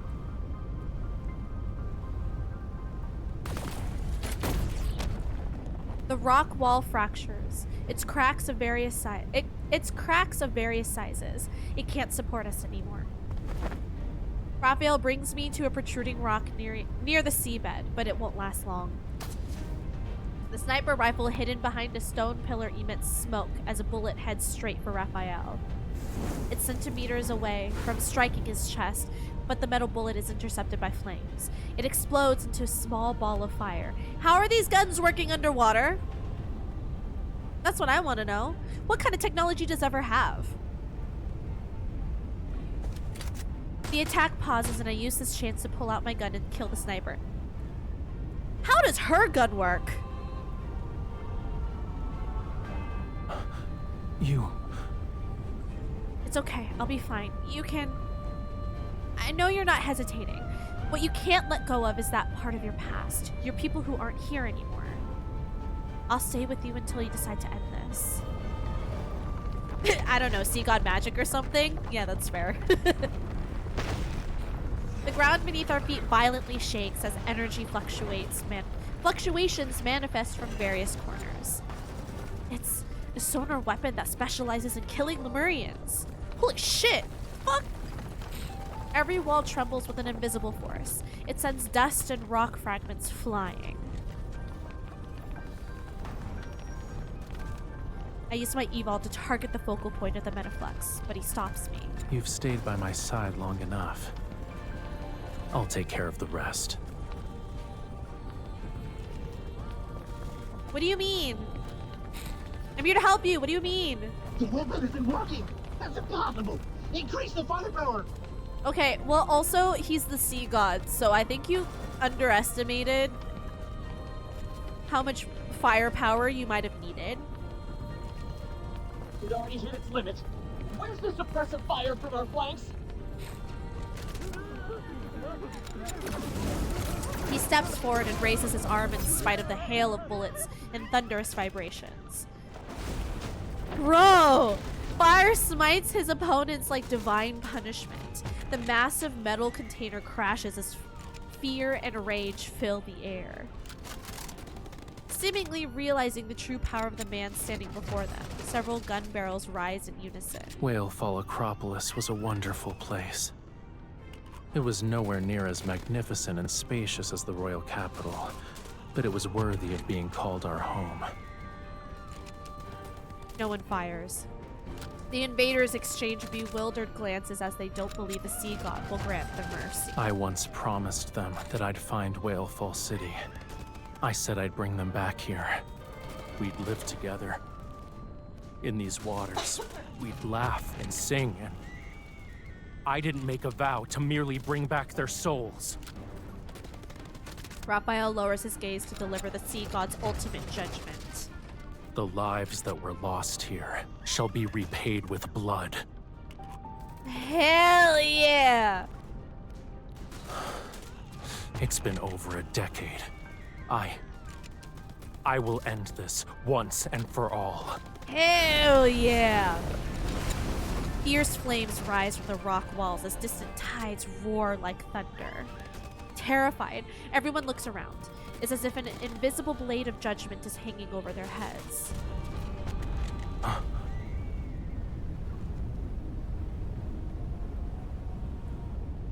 Countless mist-like shadows surround the rock walls. They resemble the floating specks of light above WHALEFALL City as they coalesce into ethereal spirits. Naturally formless, they slowly gather toward the center, yet I can make out their blurry figures. The flames surge toward the seabed. The flames surging toward the seabed are extinguished. It's as if they're afraid of harming the shadows. This is... Rafayel doesn't reply. His gaze doesn't leave the seabed's center. The singing grows more powerful as the shadows close in. The loaded weapons fall to the ground once more. Greed and delusions return to the invaders. An eerie stillness permeates the seabed as the shadows suddenly turn around. You always said you'd bring us to WHALEFALL City. I thought you were bragging. You did it. You actually brought us back home. Rafayel, you don't need me to cover for you when you sneak off to the shore anymore, right?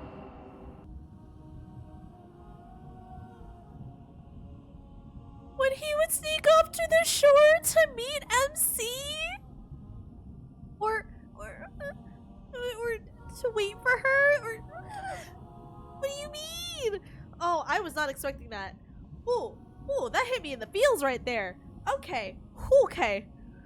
Wait, you must be living on the surface already. It's fine. Oh, okay. The Maestro tattled to Her Majesty on the day you went to the surface, saying you skipped class again. I wish I could attend the Maestro's classes again. Has Aiden grown taller? Now that I'm gone, I wonder where he goes when he skips class.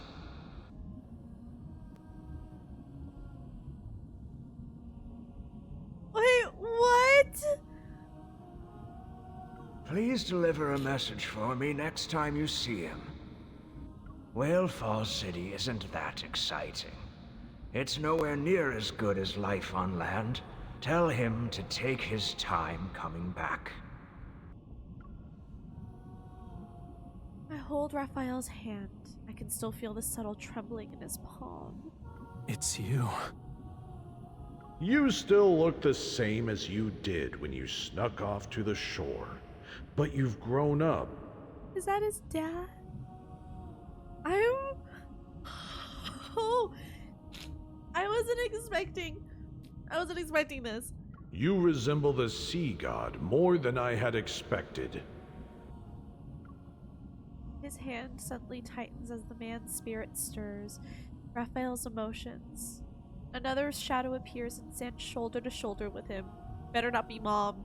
You better not be the queen. The blink of an eye, the shadow draws near. It slowly raises what appears to be an arm made of swirling light and darkness. The trembling in his hand grows more intense. Rafayel seemingly wants to grasp that shadow, but he's unable to touch it, and his hand remains suspended in midair. Oh my god.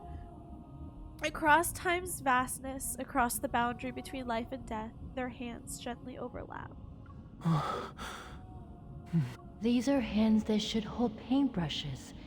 Hatred and bloodshed should never stain them.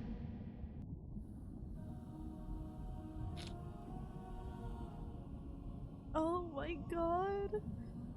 Go now, my dear boy. Go to where you truly belong. No matter where life takes you, I hope you can find happiness. The mist-like figures approach Rafayel one by one. Smiling, they wave goodbye and gather once more around the invaders. The singing around them suddenly becomes ethereal and otherworldly. It's like the most distant of whale songs from the ocean's depths. The frenzied invaders gradually quiet down, their facial features twisting into bizarre shapes. They pick up broken bones and sand from the ground and stuff every pocket to the brim. The singing reaches a crescendo as Lumerian souls encircle them. They're like deep-sea predators about to strike. I need to get tissue. Hold on. I actually need a tissue. Oh. I was not expecting this. I thought we were just gonna see Raph feel vengeful and kill a bunch of humans that probably deserve it. Oh my god. That caught me so off guard. Oh. The singing reaches a crescendo as Lemurian souls encircle them. They're like deep-sea predators about to strike. A bloody mist surges with the song as invisible fangs pierce the throat of every invader. What? Greed and blood congeal into a foul trickle. They flow beneath the spirit's feet that never touch the ground.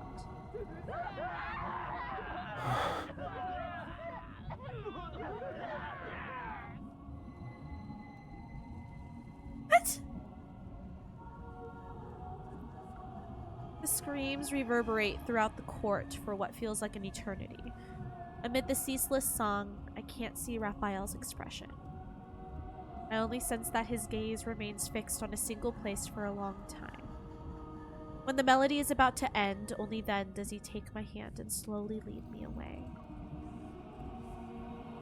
And he gives a deep bow to the chaotic ocean floor filled with devastation and laments.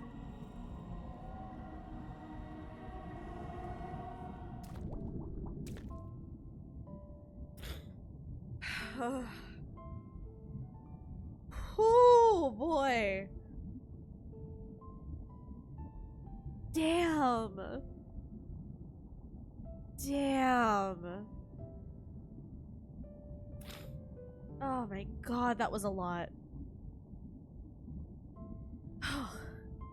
Leaving the court and following Amun's guidance, I silently approach Rafayel. As our fingers intertwine, he silently takes my hand. Is it okay to let them deal with Gaia Biotech's people? They've been waiting for this day for a long time. His fingers have tightened around mine, and the ring that summons the conch vessel leaves a mark between our knuckles. This ring, when I was little, I used to sneak off with it. I always played with it. The queen told me it belonged to the sea god. When I grew up, she'd give it to me herself. You and the queen? She's Talia's older sister, and the one who raised me. My mother. Also, for context, Talia, we meet in his birthday myth? I don't remember if we meet her like any other time, but for sure, she is his aunt in his birthday. Not myth, his birthday card. Ah, my god. My chest feels like it's stuffed with damp cotton. It tightens and aches, and I can sense a heavy weight. Before I can even speak, he seems to have already guessed what I'm thinking. Rafayel continues, turning his face slightly to reveal a smile tinged with relief. Back when I didn't understand what being the sea god meant, the king and queen told me it was a beautiful aspiration. That's why I could play with the Lemurian children who were around my age, get punished by the king when I caused trouble, and be teased by my friends. Everything in WHALEFALL Acropolis was as free as the ocean. Until that day. Before our eyes, red seawater seemed to emerge. Then it slowly fades away with the song. The water returns to its original clarity. The scattered memories from Rafayel's past merge into a complete picture.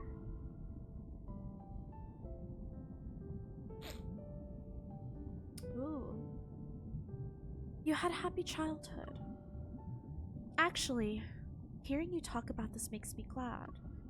You had so many people by your side. They worried for you and loved you. At the very least, you once had a happy childhood. Then it was my turn to be their guardian. Even though most of them are gone now, I still need to bring them home. As I climb up another step, I tighten my grip on his hand. You weren't alone in the past, and you won't be in the future. As if in response, the ring presses a deeper mark into our fingers. Without WHALEFALL City, the spirits of deceased Lemurians can only drift endlessly across the sea. I often think that if their souls could truly return, then maybe they wouldn't be lonely anymore. Following the staircase along the side of the temple, we ascend and reach the highest point.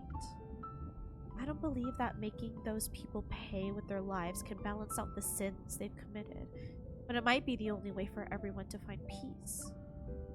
You can also say goodbye to the past, or to that past. Why are you crying first?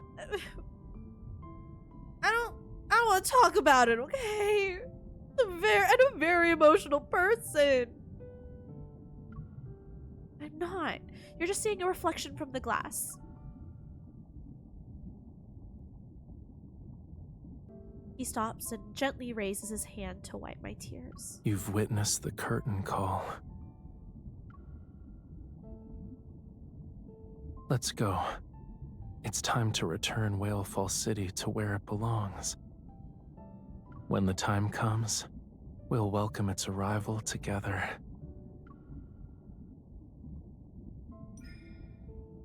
The song has ended.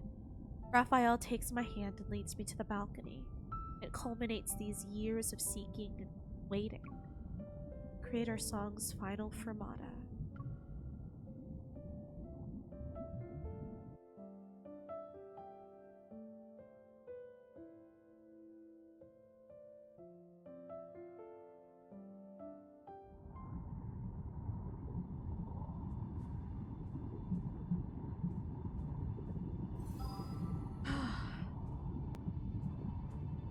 Damn. Bro.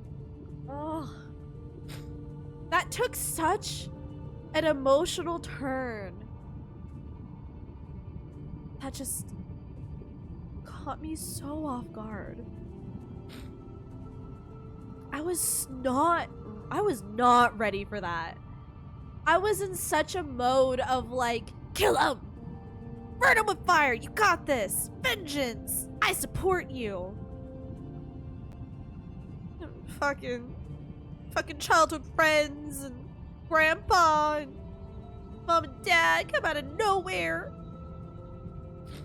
And they do the dirty work, which I did love that. Vengeance was still had.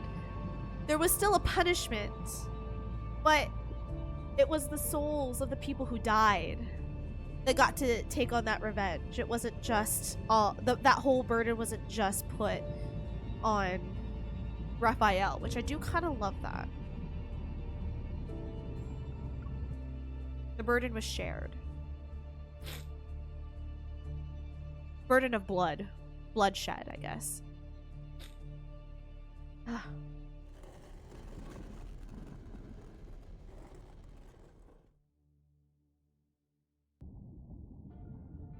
Ooh, pretty. The massive stone doors of the sea god's temple respond to their ruler's call. They slowly part when Rafayel raises his hand. Stream of light flow across the stone engravings. Following Raphael's gaze, I see an empty alcove in the wall.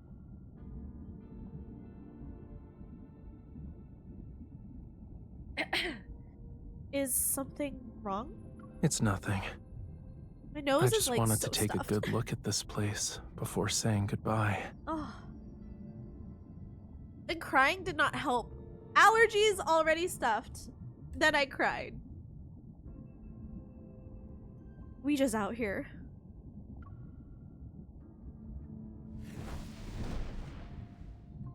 Flames appear at Raphael's fingertips. Like a flammula, they swim in the air. Fires briefly ignited inside the alcove. It's similar to a dim, everlasting sun. As Amun said, the sea god's divine power can return the flame to this temple.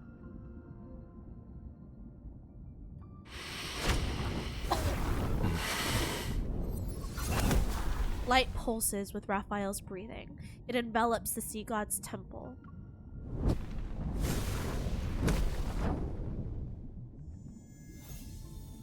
The flame in the alcove surges with a more magnificent energy. The scattered specks of light in WHALEFALL City dance with renewed vigor.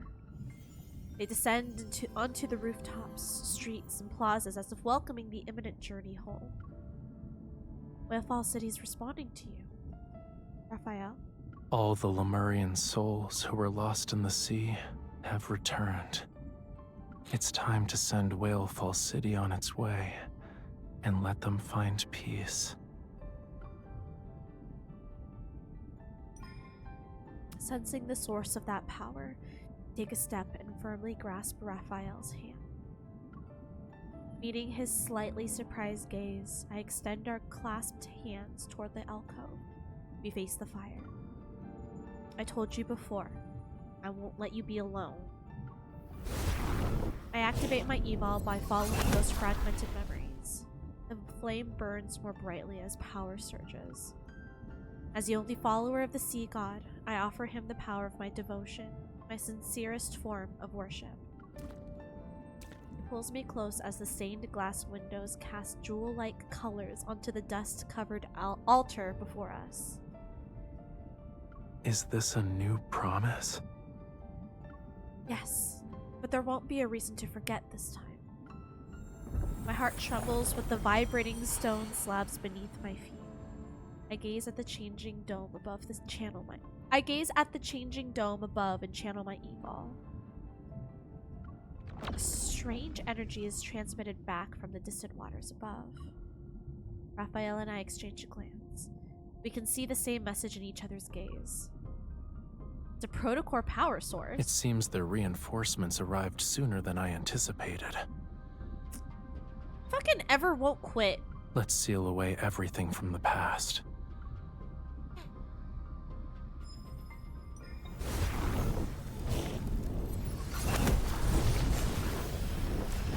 The flames on the walls, niches. The walls as niches? Roar upward. Water violently churns. An invisible force seems to be waging a tug of war between the city and the deep sea. The temple's walls emit deep, mournful groans. They resist yet also yield. With the sea god's power as a sacrifice, ride the opposing tides and return to the fathomless abyss. Flames gather and solidify in his palm as the ocean is plunged into chaos and darkness. The metaflux erupts in successive explosions. Each vanishes immediately after, yet they continue to appear in an endless stream. Damn it. Ignore them. First, we... The flames have almost leapt from their sacred spot begin to tremble. Their intensity unexpectedly weakens. As the source of this power, Raphael has tightly closed his eyes. He looks unnaturally pale. What's happening? There's something wrong with the flow. Raphael? I'm fine. Are you sure? It's because of those... No. This is a price that must be paid. To demand a perfect outcome from the sea, you must willingly pay the most painful price. What does that mean? But compared to letting WHALEFALL City fall into those people's hands, this pain is nothing. Only when the sea god sacrifices everything to ignite the flame in the alcove can the sea god in WHALEFALL City return. I finally understand what Amund meant. You and the temple have to... Don't worry. I can make it. Leave.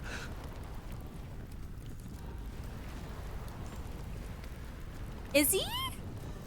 Is he gonna die?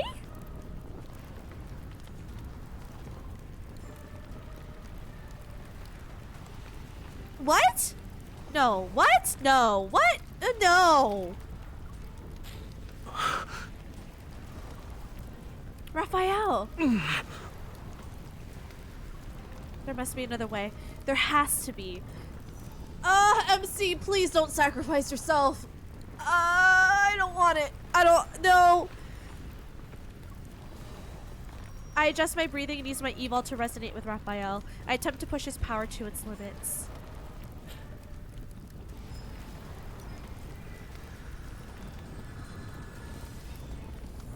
Again.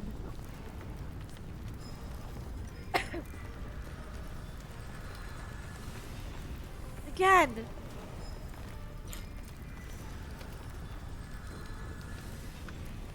Each release fails to move WHALEFALL City. But these repeated attempts allow me to sense an invisible tether that's pulling Rafayel into a rift of nothingness. They mistook the sea's tolerance for submission and forgot about its cruelty.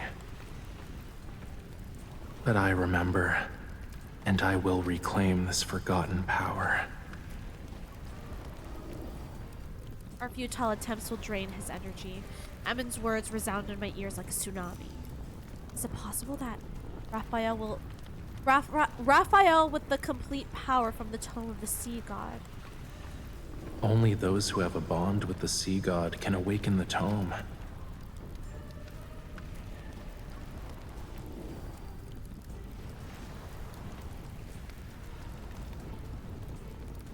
Because we're the bride? When the thought forms in my mind, the flame in the alcove suddenly surges and trembles. Rafayel seems to sense what I'm about to do. No. I haven't watched the myth, so no one answer this, but doesn't she, like, sacrifice herself in the myth, too? Because I'm pretty sure that's what happens, but I don't actually know. I hate this so much. Using the tome's power can only... with the temple. I can sense it. With just a single page, part of Rafayel has already become one of the sea god's temple. One with the sea god's temple. Distinguishable, inseparable, even his heart beats with the flame's rhythm. Try again. I'm stressed out right now.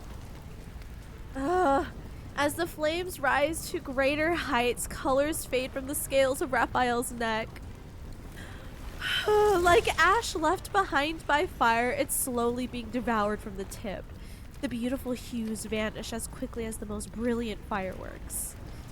Wanting to stop it, I rush forward, but I can only helplessly watch them fade. His tail turns ashen and lifeless in the blink of an eye. I can't wait anymore. What did Rafayel do back then? A pain rises in my fingertips with that memory. I clench my fists and invoke our covenant.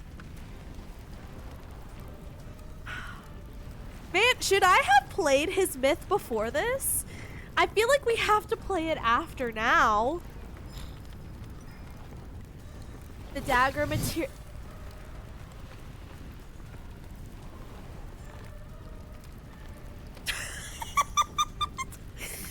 The dagger material... I'm so stressed out right now. The dagger materializes in response to the summons. I take it from Rafayel's hand and press it into our hands. Our blood merges and the warm fluid falls from our clasped hands. It lands on the altar. I close my eyes and let light and sound sink into the sea.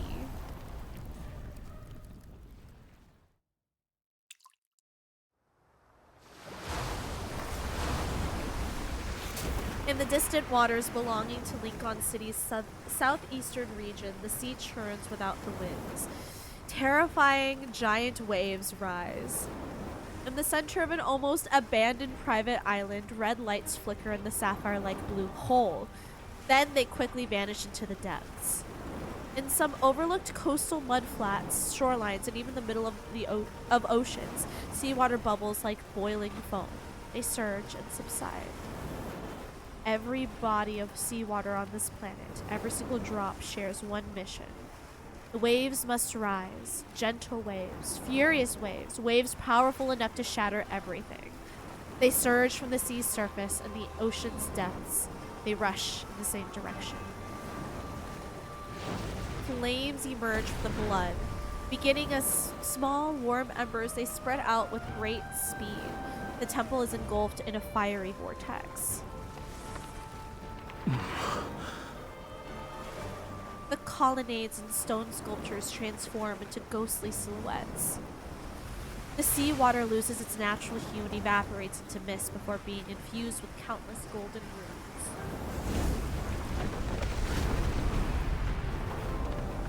I sense violent tremors in the distance. Suppressed power splits mountains and levels the seabeds. They traverse thousands upon thousands of miles, tearing through countless space-time rifts. They surge to the water above the temple. They flow toward the sea god.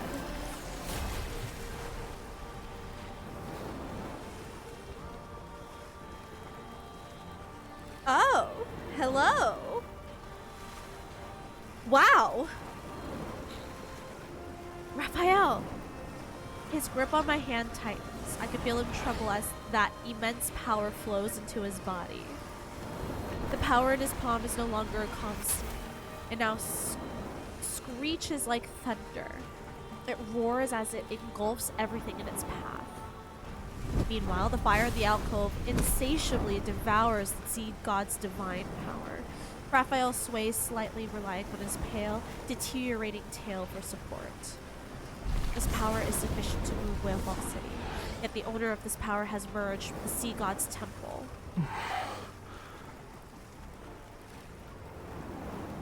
I strain to stand on my tippy toes and hold his hand. Rafayel.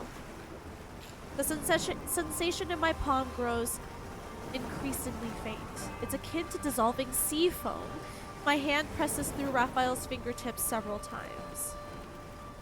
Yet this last remaining connection only makes Rafayel hold on to me more tightly. Don't let go. You can't keep pushing yourself. If this continues, we'll be completely drained. Did you forget? The sea god can't die. Are you sure? But even gods can fall. You can't.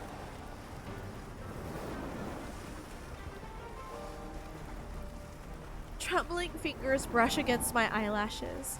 I never knew tears could quickly cool underwater. You're letting me go just like that? Didn't you make a promise to never leave me alone? You already changed your mind? No! I would never! We have a covenant between us. If I call for you again, maybe you'll... Oh my god, I'm crying again. I want to finish the slide, but it's as if something is choking me. All I can do is look into Rafayel's eyes. If you want me to leave, then come with me. Ew. Oh my god. The flame in Rafayel's palm dims as the sea god is about to return to his temple. Just kidding. How could a sea god ever make a wish to his follower?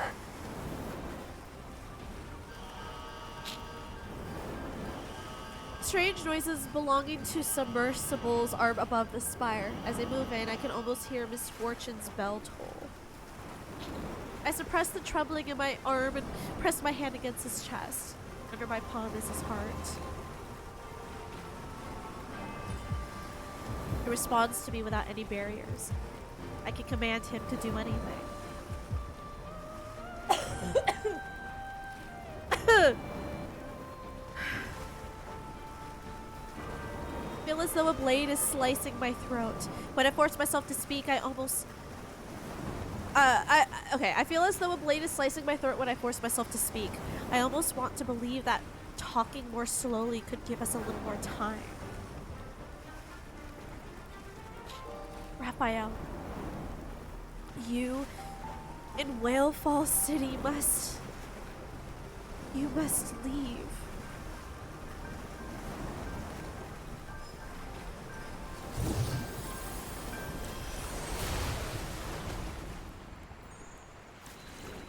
Powerful forces threatening to tear everything apart make peace return. Massive waves subside and the boiling sea grows still. The final strand of gold light wraps itself around Raphael's fingers as roaring seawater recedes into the abyss.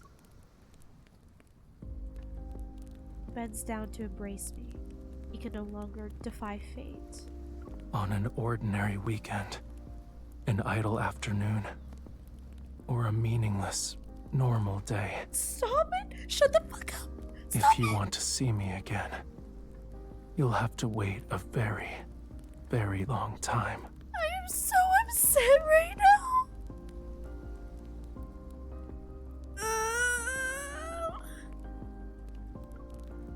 I'll wait as long as it takes. What the fuck?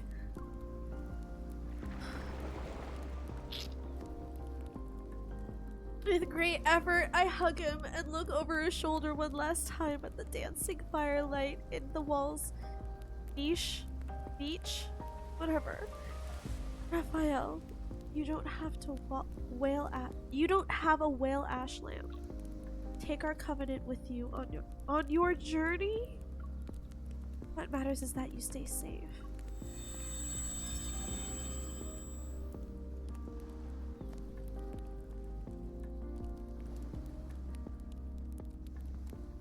How long will you be gone?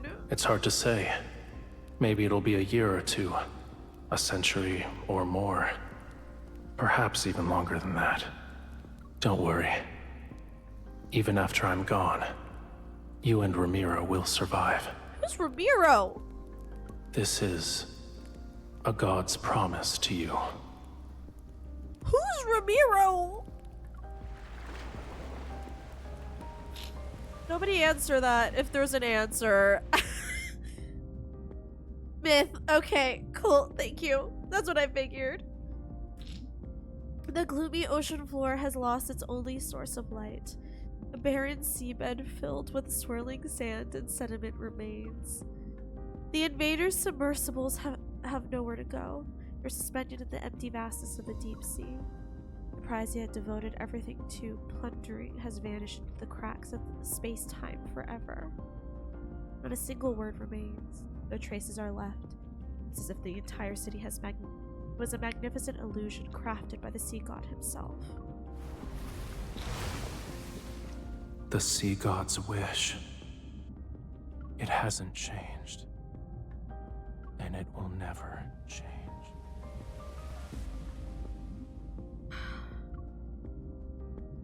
I open my mouth, but my words and thoughts transform into silvery white foam and drift away with the ocean currents toward an invisible horizon.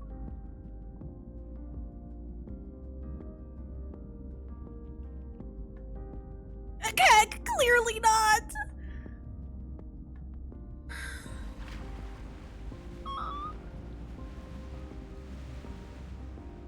Raphael?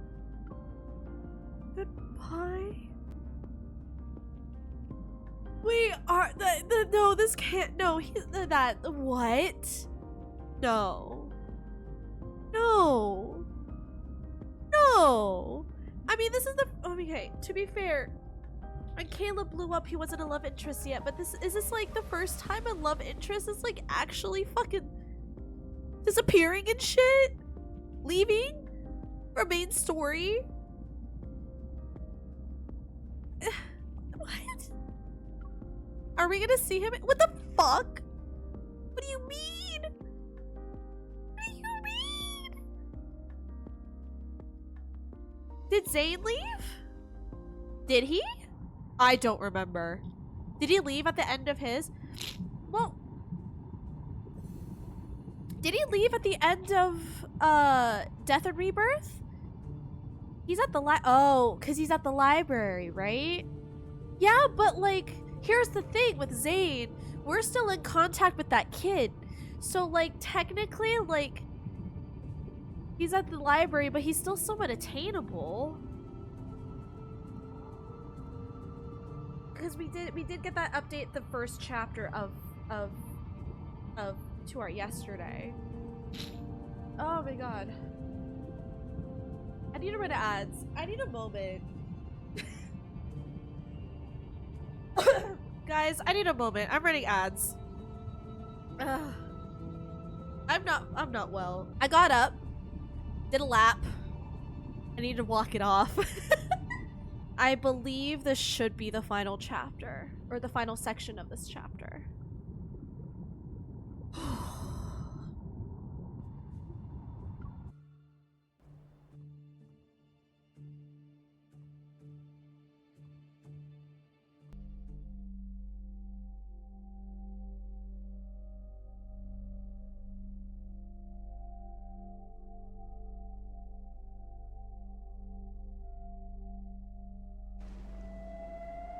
Melodious flute music and whale songs urge me to regain consciousness as I struggle to wake up from a darkness that's as deep as the ocean. The harsh sunlight stings my eyes. It's impossible to open them. Waves gently lap against my back when I realize I'm lying on the beach. I don't feel any pain, so I probably haven't been injured. I recall the sudden shift in the current before I was about to drown. Rafayel. He changed the tides as he left and brought me to the shore. The tremors from resonating too many times still course through my veins. Pain explodes in my chest and spreads to my fingertips. Oh, we did use a lot of evol. Memories of my farewell to Rafayel play chaotically in my mind. It's like the scenes from a movie have been cut into pieces and haphazardly reassembled. I cough up a mouthful of seawater and struggle to push myself up, but I repeatedly fall back into the waves. The seawater has reached my mouth and nose. The tide is coming in. If I stay here any longer, I might drown.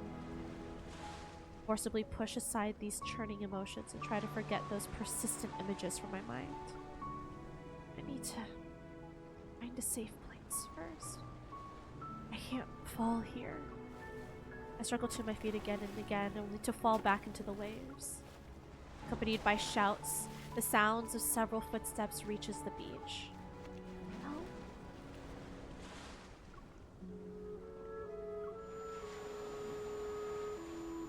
Is it the butler? When I wake up again, I'm told that the old butler rescued me. Bless. While my body has no serious injuries, I'm still weak and need to quietly recover. The Gaia biotech researchers withdraw from Wave Chaser Island. Their massive vessels leave the harbor as if they were never there. With the departure of WHALEFALL City, the Lemurians on Wave Chaser Island fall into a prolonged state of melancholy. During my recovery, many Lemurians visit me and cautiously inquire about Rafayel's whereabouts. I desperately try to remember, but whenever I approach the door locking away my memories, a sharp pain stabs my mind. It grows more intense no matter what I do. So she forgets!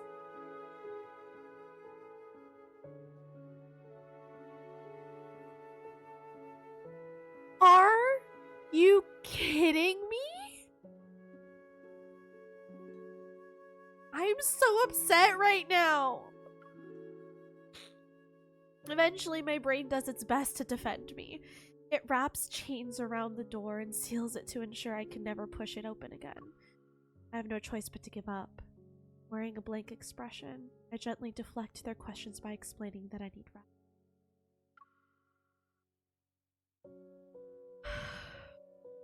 The magnetic field anomaly on Wave Chaser Island is gone, and I focus on resting to the point of being almost obsessed. I make a full recovery in record time to secure my discharge papers. On the day of my discharge, a nurse enters my hospital room for a morning checkup.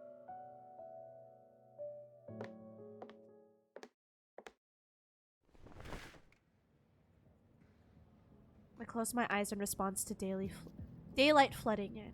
The figure of a nurse appears and approaches me with the forehead thermometer. I'm being discharged at noon today. Do you still need to take my temperature? This is the last checkup. Please cooperate with us. Fuck. Fuck me. Oh no. Not this bitch. Although her tone and enunciation are convincing, I still sense that she's not the nurse who's been taking care of me. This voice. I've heard it somewhere before. Then I realize why it sounds familiar. I've seen her before. She quickly appears in my memories. It's a shame we're seeing each other again when you're in such a pitiful state. Oh shit! What was this during Death and Rebirth? Who I am doesn't matter. The real question is, who are you? Wait, shit! When was this? When was this? I don't remember. It's you. Seeing my calm reaction and no sign of any potential counterattack, the nurse stops 2 steps away from my bedside. Aren't you afraid I might do something? She takes off the nurse's cap and lets her wild, curly hair cascade. Hot. She seems nonchalant, but her gaze remains vigilant. If you wanted to kill me, you would have done it while I was unconscious. Why did you choose the day when I'd be discharged from the hospital? The mysterious woman is momentarily stunned, her shoulders drooping as her eyes reveal a sense of defeat. You're spoiling the fun. My meticulously crafted script isn't entertaining anymore. You took too long. I hold out my hand and beckon her to come closer. I need to read the script. I need to read the script first before I decide whether or not I want to accept the role. Okay, cheeky. The mysterious woman's slight smile appears as she approaches my hospital bed. Her fingers brush against my wrist.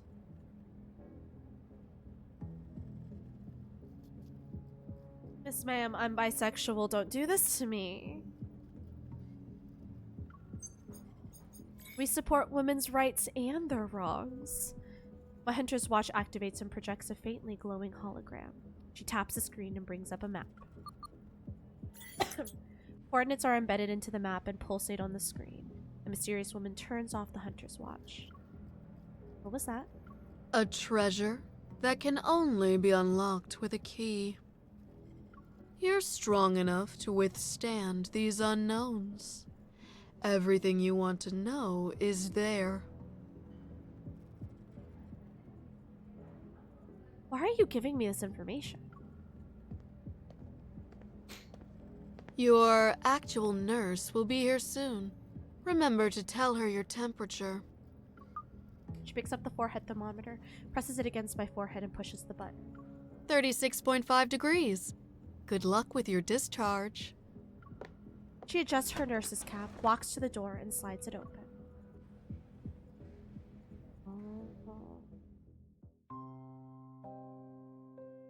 My stay at the hospital ends. After returning to Lincoln City, work has almost numbed every cell in my body, but I don't dare to stop. I'm afraid that in the middle of the night, those scenes branded into my memory will find me and tear my consciousness into fragments.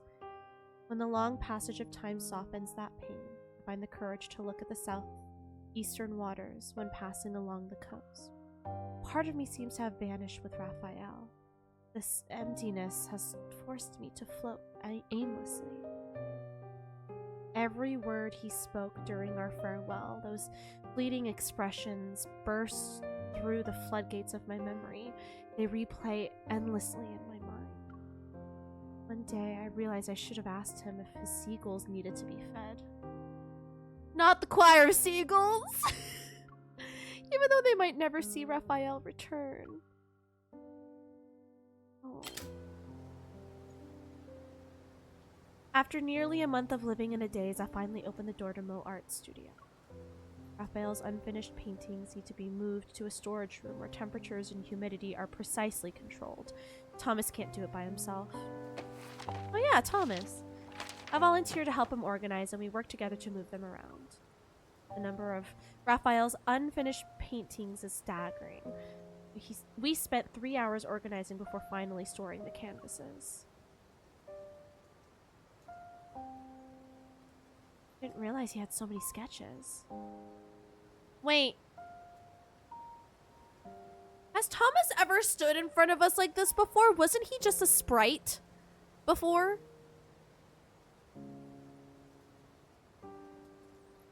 I'm pretty sure I remember him just being a sprite.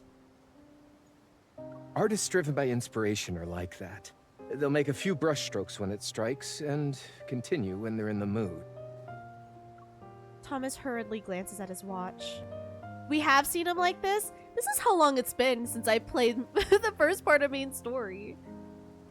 It was like a year ago when I first started this game. It's getting late. I need to head home, but please contact me if you hear anything from Rafayel. Can't bring myself to look at him. Yesterday I lied to Thomas and said Rafayel wanted to isolate himself on an island for a creative retreat. He won't be in Lincoln for a while. One lie needs another to keep it whole. Yet the countdown to his ordeal's end is nowhere to be found. I'll call him every day until he can't take it anymore. Then he'll probably come back. He has several exhibitions coming up. I hope he can make it back in time. About that. Yeah, same. I'll head out now. You should go home. Alright. After Thomas leaves, I can't bring myself to go. I remain seated in the middle of the studio for a long time. I stare at the massive unfinished painting, the wall. Sea breeze gently stirs the gauze curtain. I remember when I first met Rafayel, he was working on this painting. Back then, it only had a single layer of color, but most of it is already done. My memories take on the bluish-violet hues of the painting. The soft whispers of brush strokes against the canvas resound in my ears. Rafayel was perched on a tall ladder and applying each brush stroke with deliberate care. Although his progress was slow, his attention to detail was extraordinary. He worked on each brush stroke with an intense focus. He seemed to forget himself, and he didn't even notice me standing behind him. I wonder what this painting will look like when it's finished. No one can give me an answer. Desolate moonlight shines on me, and my lonely shadow has nowhere to hide. I know I'm only deceiving myself. No matter how long I stay here, Rafayel isn't going to appear. I brought this upon myself.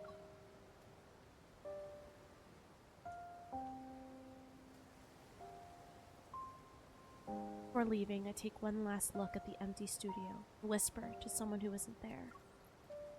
Goodbye.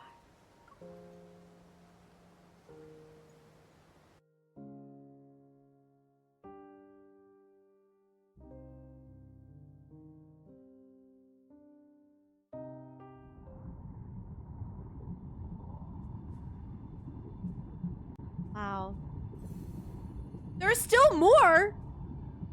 Where ripples begin. Wait, what now? I thought it was gonna end right there. There's one more. What now?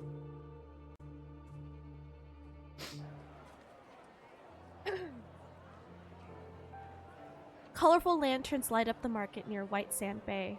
Taking a shortcut, I pass through the busiest street. On the beach next to it, students are playing with sparklers. They glitter against the night sky, and I occasionally hear bursts of clear laughter. Pedestrians pass by me and share steaming hot street food. The spicy, savory aromas fill the entire area. Dazed, I walk through it all. The scenes come in and out of focus. I still want to catch that red fish. Don't spend all our money. I want some ice cream. Two children move past me, and I stop in my tracks. There's a familiar fish scooping stall before my very eyes, like when she first met Raph. My mind slowly begins to function again. I've been here before. This is where you met him, and you thought he was a rude tourist because he walked away while you were in mid-sentence. And the sign still displays those familiar words. In the Sea of Lemuria, to save the final flammula in the world. Look at the small pool where a brightly colored flammula is slowly swimming along the edge. Unfortunate. This species of fish can only survive for a week on land. I move closer to the pool, squat down, and watch the flammula swim several laps. And you're also from that scene. Pay the vendor for a fishing net and position myself along the flammula's swimming route. I aim, dip, scoop, and fail. Flammula that was leisurely swimming suddenly launches itself as if it was If it were doing a 100-meter sprint, it zigzags through the water to avoid my net. How are you so fast? Ugh, how did he catch it back then? I try to remember Rafayel's technique from that time. When the Flammula swims into a corner, I use the narrow space to my advantage. I block its path with the net and scoop it up in one swift motion. It works! I catch the proud Flammula while it is showing off in the pool. Rafayel, look, I did it! Turn, but no one's there! Oh! I can only look at the unobstructed path along the street that leads to the coast. The bustling crowd comes and goes, but he won't appear again. No one will show me how to catch fish or tell me what the red fish is called. I look at the small fish in my net. Its breathing is shallow and its stomach rises and falls as it struggles to stay alive. Can we put it in water, please? The fish is gonna slip away, you know.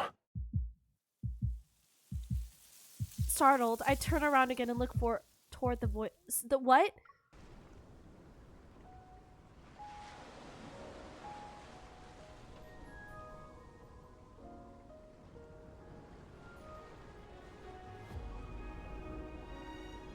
He's back! With his arms crossed, Rafayel stands behind me. It's just like when we first met. Rafayel. Memory and reality combine to form a complete picture. It's as if nothing had ever happened. Yes, it's as if I didn't force him to leave. It's like he's never been away from me. And my grip on the net loosens and the Flammula uses this chance to dump and dive toward the pool. I frantically reach for it, but Rafayel is faster. He gently cups the small fish in his hands. That was close. It's pretty silly for trying to return to its cage. The vendor hands over a container. Rafayel carefully places the Flammula into the water before tenderly touching the fish's forehead. The fish gracefully sways its tail to create a string of water droplets. It's livelier compared to when it was in the pool. Oh my god. Should I take this one home too? I wonder if Reddy needs a new friend. Or I could just return it to the sea. Is he real? I would also touch his face and be like, are you real right now? My ice cold fingertips take longer than usual to register the warmth of his skin. Are you really Rafayel? Yeah, the real deal. If you don't believe me, you can pinch me to make sure. I'm doing it.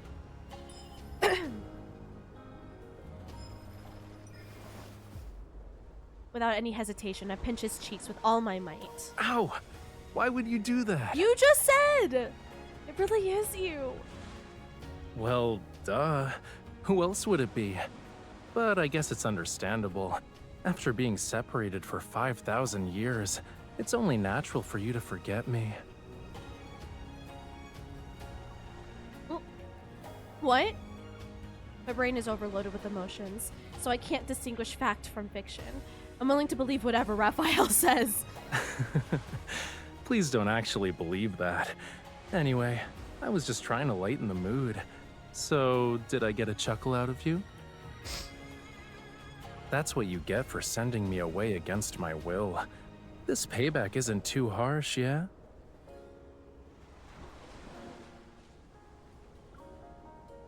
I shake my head, my body unconsciously falling forward. Rafayel moves faster than me. He takes a step to catch me in his arms. I lean against his shoulder and feel tears threatening to fall from my eyes. They slightly sting. It's a little mean. Since you're not old or a 5,000-year-old fish, I'll let it slide. You were worried about that, huh? Rafayel gently pats my back and uses careful restraint to soothe me. I actually thought he was gonna be gone. He rests his chin on my shoulder and leans toward my ear. Don't you have something else to say to me? I tighten my grip as the joy of having him back in my life overflows in my heart. Welcome back, Rafayel. White Sand Bay's sea breeze is gentle. It blows away the dust that has settled on my heart. The fragmented longing I felt since our separation finally surges forth and washes over the man who's real, tangible, and standing before me. By the way, I fed the seagulls at your beach, but I couldn't find the cookies we used last time. They didn't eat a lot. Oh? They get picky when I'm not around. I'll have to scold them once I'm home. Also, I organized your paintings with Thomas. We couldn't tell which ones were pieces you planned to keep working on, so we stored everything. Yeah. I'll go through them again for the next exhibition. And heartbeats and waves intermingle as he tightens his arms around me. I'm almost enveloped in his embrace. Enough. If we keep talking, I'm actually gonna be emotional. Be emotional. I cried because of you. You bitch. You cried too. You were the one who told me to leave, but for some reason, it feels like I was the one who abandoned you. Dusk gradually darkens as the tide recedes. Suddenly, a restless sea breeze sweeps across the shore. Well, let me say one thing. It better be the last thing, cutie. You haven't gone to Wave Chaser Island yet, right? Everyone is worried about you. The old butler is staying there to look after them. All right. I'll put everyone's minds at ease. And resolve some issues while I'm at it. Seemingly sensing my unease's return, he gently takes my hand to convey a silent reassurance through the calm sea air. Fading sunlight sinks into the waves, and only the tide's refrain repeats before night falls.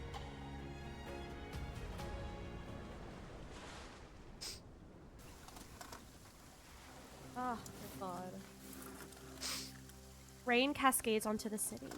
The night scenery is transformed into a palette of neon colors. The square is nearly void of pedestrian. Only hunters wear uniforms. Only hunters wearing uniforms, busy coordinating their movements, are hurrying back and forth. Only one magnetic field anomaly remains. It's expected to be cleared tonight. Then the city will return to normal. But just as everything is about to be wrapped up, the magnetic field that had dissipated reappeared in a more hidden crevice. It starts to expand once again.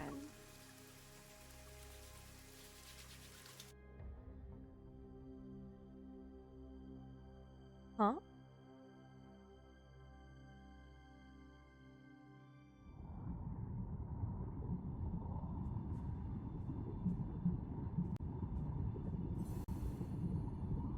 This is a long chapter.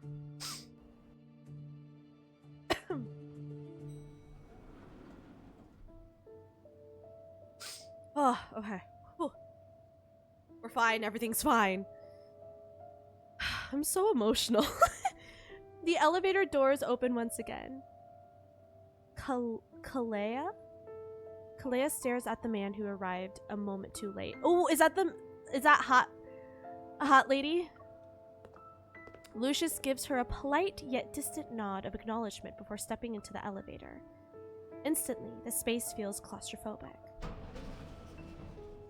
Was the meeting announced on short notice because the Fountain of Atay reached a breakthrough? An actual worthwhile discussion would be how Gaia Biotech used massive resources without even a trace of WHALEFALL City to make up for it. Don't blame me for what those opportunists did. Kalea stares at the numbers flashing overhead and makes no effort to hide the satisfaction in her eyes. So long as it helps her awaken faster, I'm willing to let anyone become her side dish.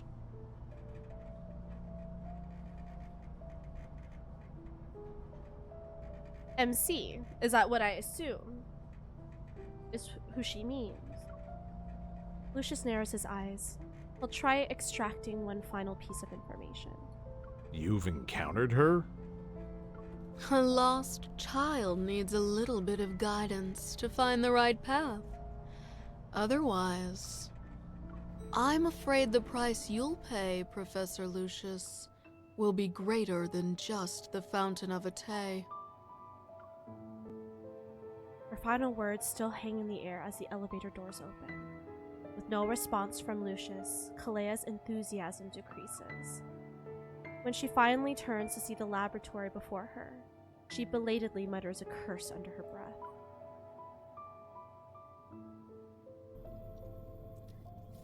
Put away your pointless enthusiasm, Kalaya. Kalaya. The time to guide her is already gone. Electronic displays diffuse and interweave throughout this space. Meanwhile, figures, both virtual and real, have already taken their position. Only 2 empty spots remain. The old man in the center appears to have left his hospital room. Behind him is a screen that's significantly larger than the control console. Regardless of the cost, we must make her return immediately. Aren't we being too hasty? Everyone present is clearly... She walks toward the flickering inorganic screen. Her slender fingers tap on several silent figures. Unprepared. Time is running out. The grand eradication is almost upon us. Everything is silent, as if those words stole the voices of the people in the room. Time passes. Then, Lucius is the first to break the silence. Already?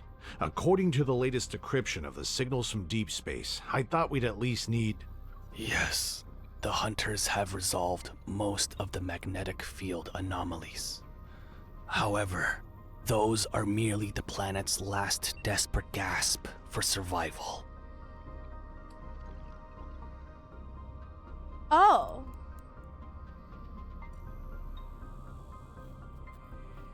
Oh. Interesting. The rules cannot be reversed. As for the signals, we've never been able to decode the most crucial section. It led to our incorrect estimation of how much time we had. On the holographic screen, the floating magnetic field collapses, deconstructs, and reconfigures. It's like a jigsaw puzzle missing countless pieces. After a brief cessation, the magnetic field anomalies will converge and burst again. This confirms the warning in the signals. The grand eradication is here.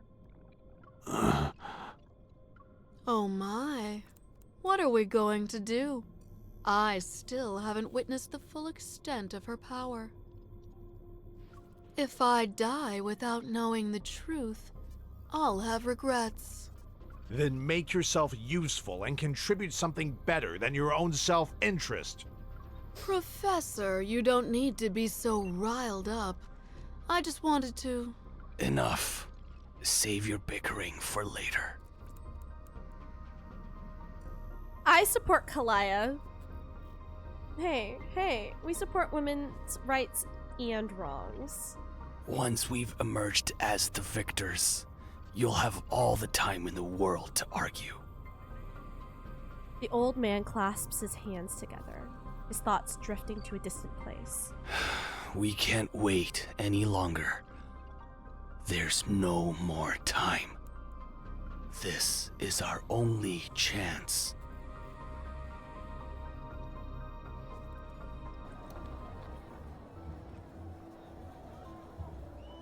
Despite being shrouded in night, the town remains lively.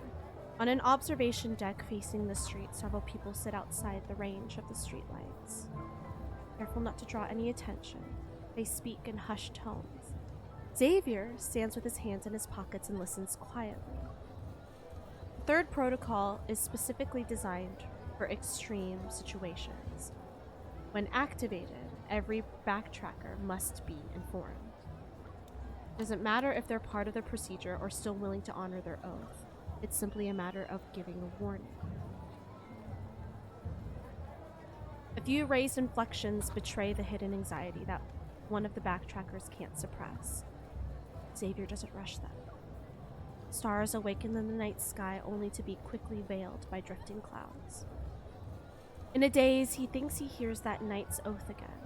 He turns to seek the gaze which is always by his side. But he only sees the road he once walked. The night's darkness has swallowed it whole.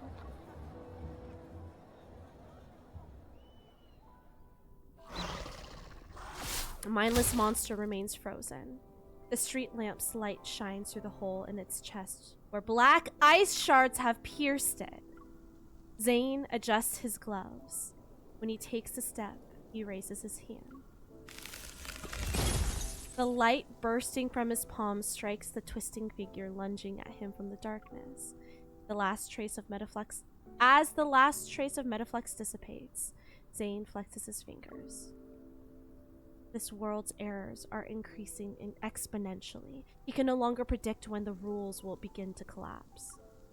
The wind rustles the leaves, and he reaches to tighten his scarf, but he finds nothing around his neck. A hazy instance of disorientation seizes his consciousness. It's seemingly urging him toward the brightly lit area in the distance. But an energy disturbance pulls him back to reality. The dark figure lingers for only a second before turning and vanishing into the night.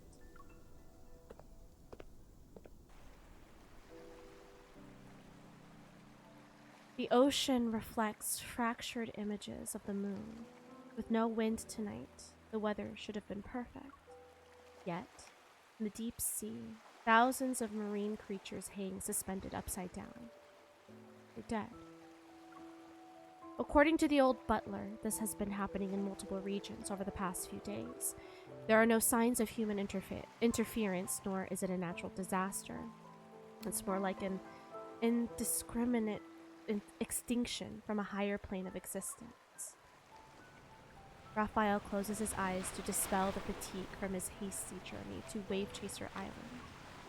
He seems to hear the ancient prophecies echoing from the tome of the sea god again. The mark beneath his collarbone faintly burns as Rafayel turns to look into the distance. At the horizon, the sea and sky blend into one, a storm slowly brewing.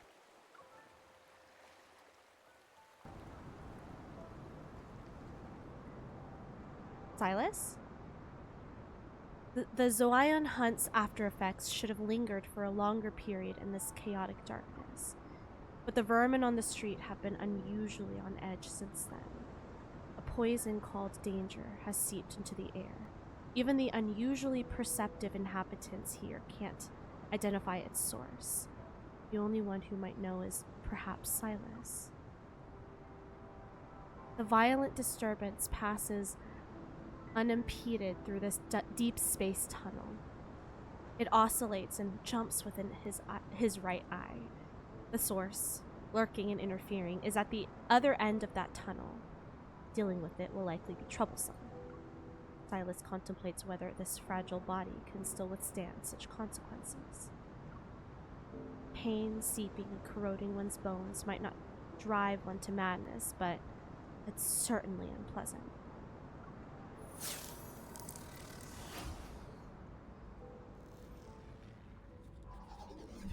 Farspace fleet ship speeds through a field of micrometeoroids and casts chaotic, blurry images of cosmic dust and planetary fragments across the holographic screen. The control console flashes with a dark blue light. A check of the spaceship's condition has been initiated. Passing through the field of micrometeoroids has caused the vessel to sustain 6 impacts. Surface abrasions detected, but the structure remains undamaged. Caleb looks away and spreads his fingers to rotate the holographic star map. To evade a magnetic field storm, the vessel entered an uncharted route and unexpectedly discovered a new part of the deep space tunnel. HQ has carefully reminded him that no contingency protocols were prepared for this region. Red signal fluctuations dance across the screen as a colonel cuts off the comms channel with HQ. Presses activate without any hesitation. The vessel's pause ends and heads into the deep space tunnel's unknown depths. Sir? Where are you going? You're supposed to go back to MC.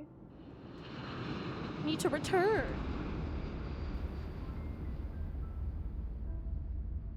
This brilliant celestial body provides humanity with its most generous cradle. However, it has never once promised eternity.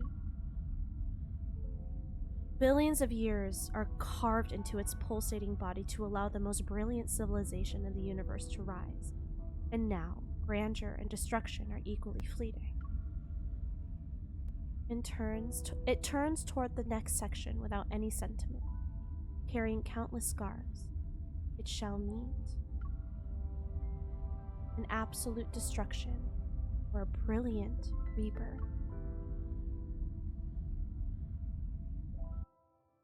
Wow.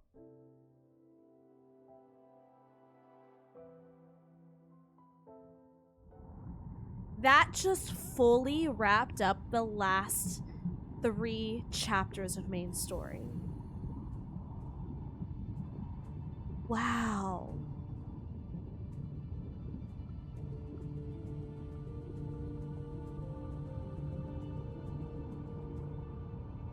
I might have to redo Connie's guide on playing main story because she's gonna do Lads Month next month, so she can play through main story, and I might need her to play the Caleb chapter, Death and Rebirth, and To Our Yesterday back to back. Because I had her skip prologue until right before Zane's.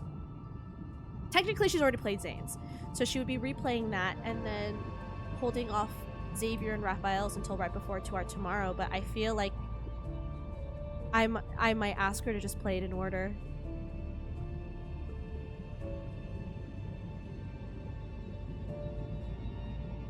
I think she has to play it in order.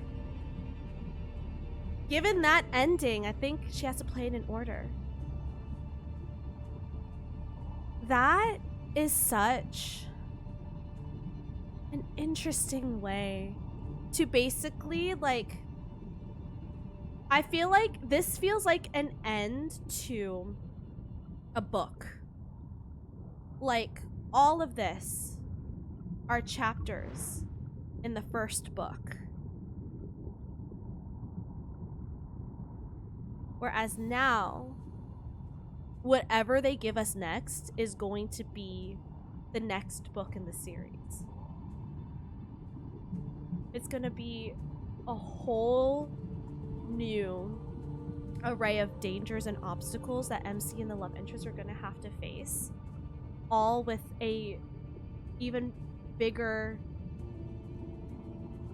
enemy, catastrophe ahead of them, which is the end of the world.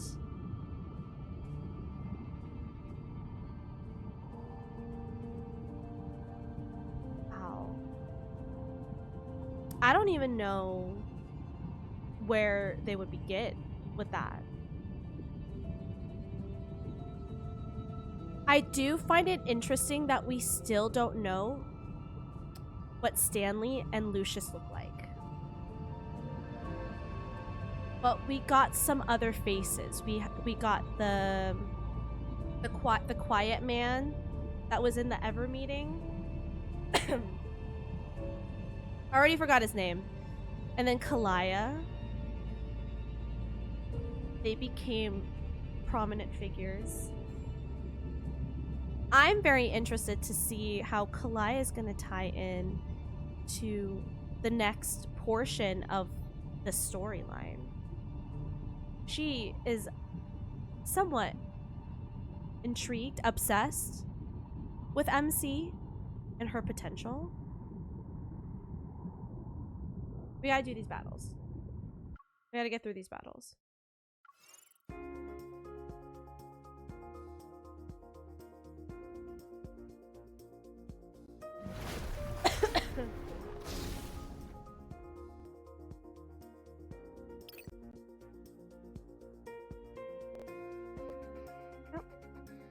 Okay. I'm gonna turn it down.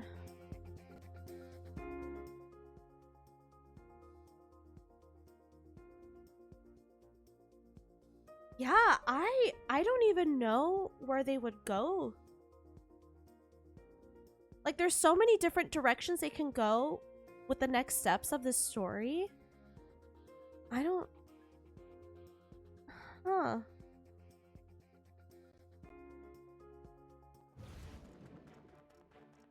The sea doesn't tolerate insults or sacrilege. These the tide's I judgment. really Shall descend need here to and do now. a recap Almost over. on Don't let it get away. Zane's. I need you. Now that I have a That's your much wish. better understanding of Raph's, Pathetic. I think I was just Zane's warming up. storyline is the one that I am You won't escape. The tide's still judgment. kind of Shall confused descend on. here and now. And I know part of it is because I haven't watched his myths. My turn. So the whole library, If that's your wish. the emissary, that whole storyline that popped up during Death and You were too Rebirth, close to it. I was The very tide's confused. judgment. Shall descend here and now. Ripples in a breeze. I don't think I drop fully in the understood ocean. what that all was. Right? This would make such a great, like, anime, even.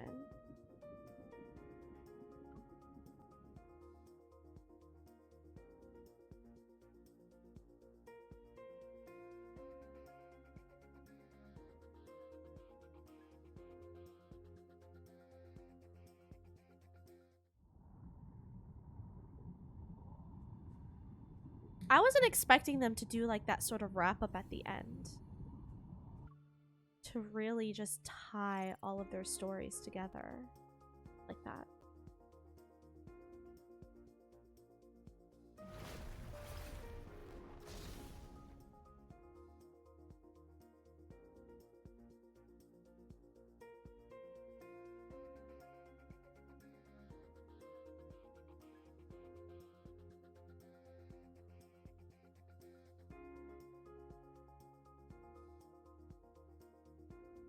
I would like to understand Zane's more because I understand the rest of the love interests. Yeah. Yeah. Caleb's is more or less very straightforward because we don't really have a lot of myths to get into yet. Because his Colonel Caleb myth is very linear Destruction's tide has with arrived. a main story. The tide's judgment. Shall descend here and now. And we haven't Here's our watched his chance. other myth yet. Did you spot its weakness? So far, Zane's is a My lot... turn. Not Zane. Caleb's is a lot easier to understand because of that. The tide is rising. Fall back. The tide's judgment. Shall descend here We got and so now. much more clarity. The sound So of much death. more clarity than I was anticipating with Don't Xavier's underestimate the power. storyline. I need you. With this main That's your story. wish. Stay alert. Even without watching You were too his close to Lightseeker myth, The tide's judgment. Shall but descend kind of here still and now. knowing Here's our chance. what happens in it, we still understood The what was deep happening. stirs. How's the scenery? And then It's nice. And I can admire your graceful ripples in a breeze. I understand A Raphael's a drop in lot the more now ocean. too. Especially tying in with the sea god.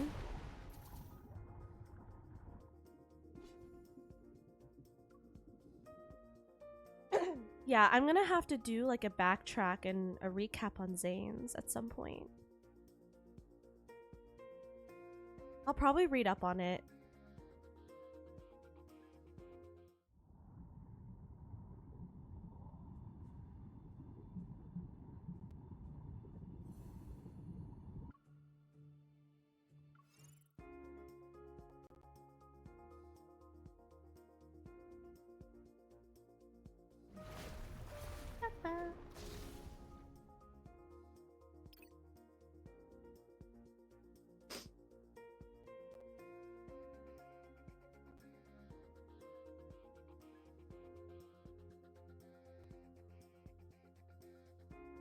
Very riveting gameplay. I don't even know how I would go about doing battles on my, like, emulator on here too. Does it use the keyboard? I wonder. I don't want to try. The sea doesn't There's tolerate so much lag. insults or sacrilege. I don't think it's worth trying. There's too much lag. These waters will be the tide's judgment. Shall descend here and now. You won't escape. Rafayel, Yeah, I hear you. Oh, Good damn. job. Focus on staying safe. This You isn't were gonna too take close long at to all. it. Look how quick that's going. I need Damn. you. The tide's judgment. Shall descend here and now. I do Here's really our like the chance. sea god companion though.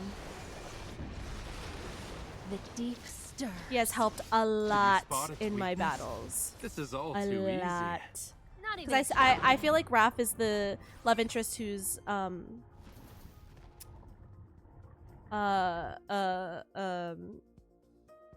who I've leveled up the least, whose cards I've leveled up the least.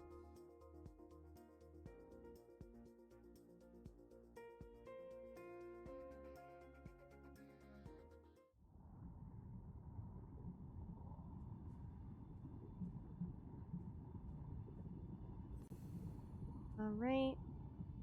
That's it for now. That's everything. I didn't know what to expect with Raph's storyline, like, at all. It hit me in the feels more than Xavier's did. Which was wild, because Xavier's stories always make me cry. Like, I'm so emotional for that man. It pulled on the heartstrings so much. I will say, this has helped me like Raph more. My issue with Raph has never been with his storyline. I've always really enjoyed the Lemurian storyline, and especially now with how much more fledged out it is and how much more I'm understanding of it. It's more of like the voice acting inflection that I don't enjoy, so I don't choose him and I don't choose to listen to him, if that makes sense. It's just like, I guess also like his, when we're not getting into the craziness of main story and it's just kind of like him on a normal day, he's not the type of person that I would want to interact with, let alone a grown man with the way he texts. Would drive me insane. Like an actual grown man texting me the way he texts, I'm not talking to you anymore. Like, I don't care. We're not talking anymore. You sound like a child. But I think this has definitely helped me like his character a lot more. Because he was at the bottom of my list. He might be number 4 now. Connie! Connie, it's okay. Go back to what you were doing. Don't listen to me. What's the bottom now? Don't worry about it. Me, I'm the bottom. How about that?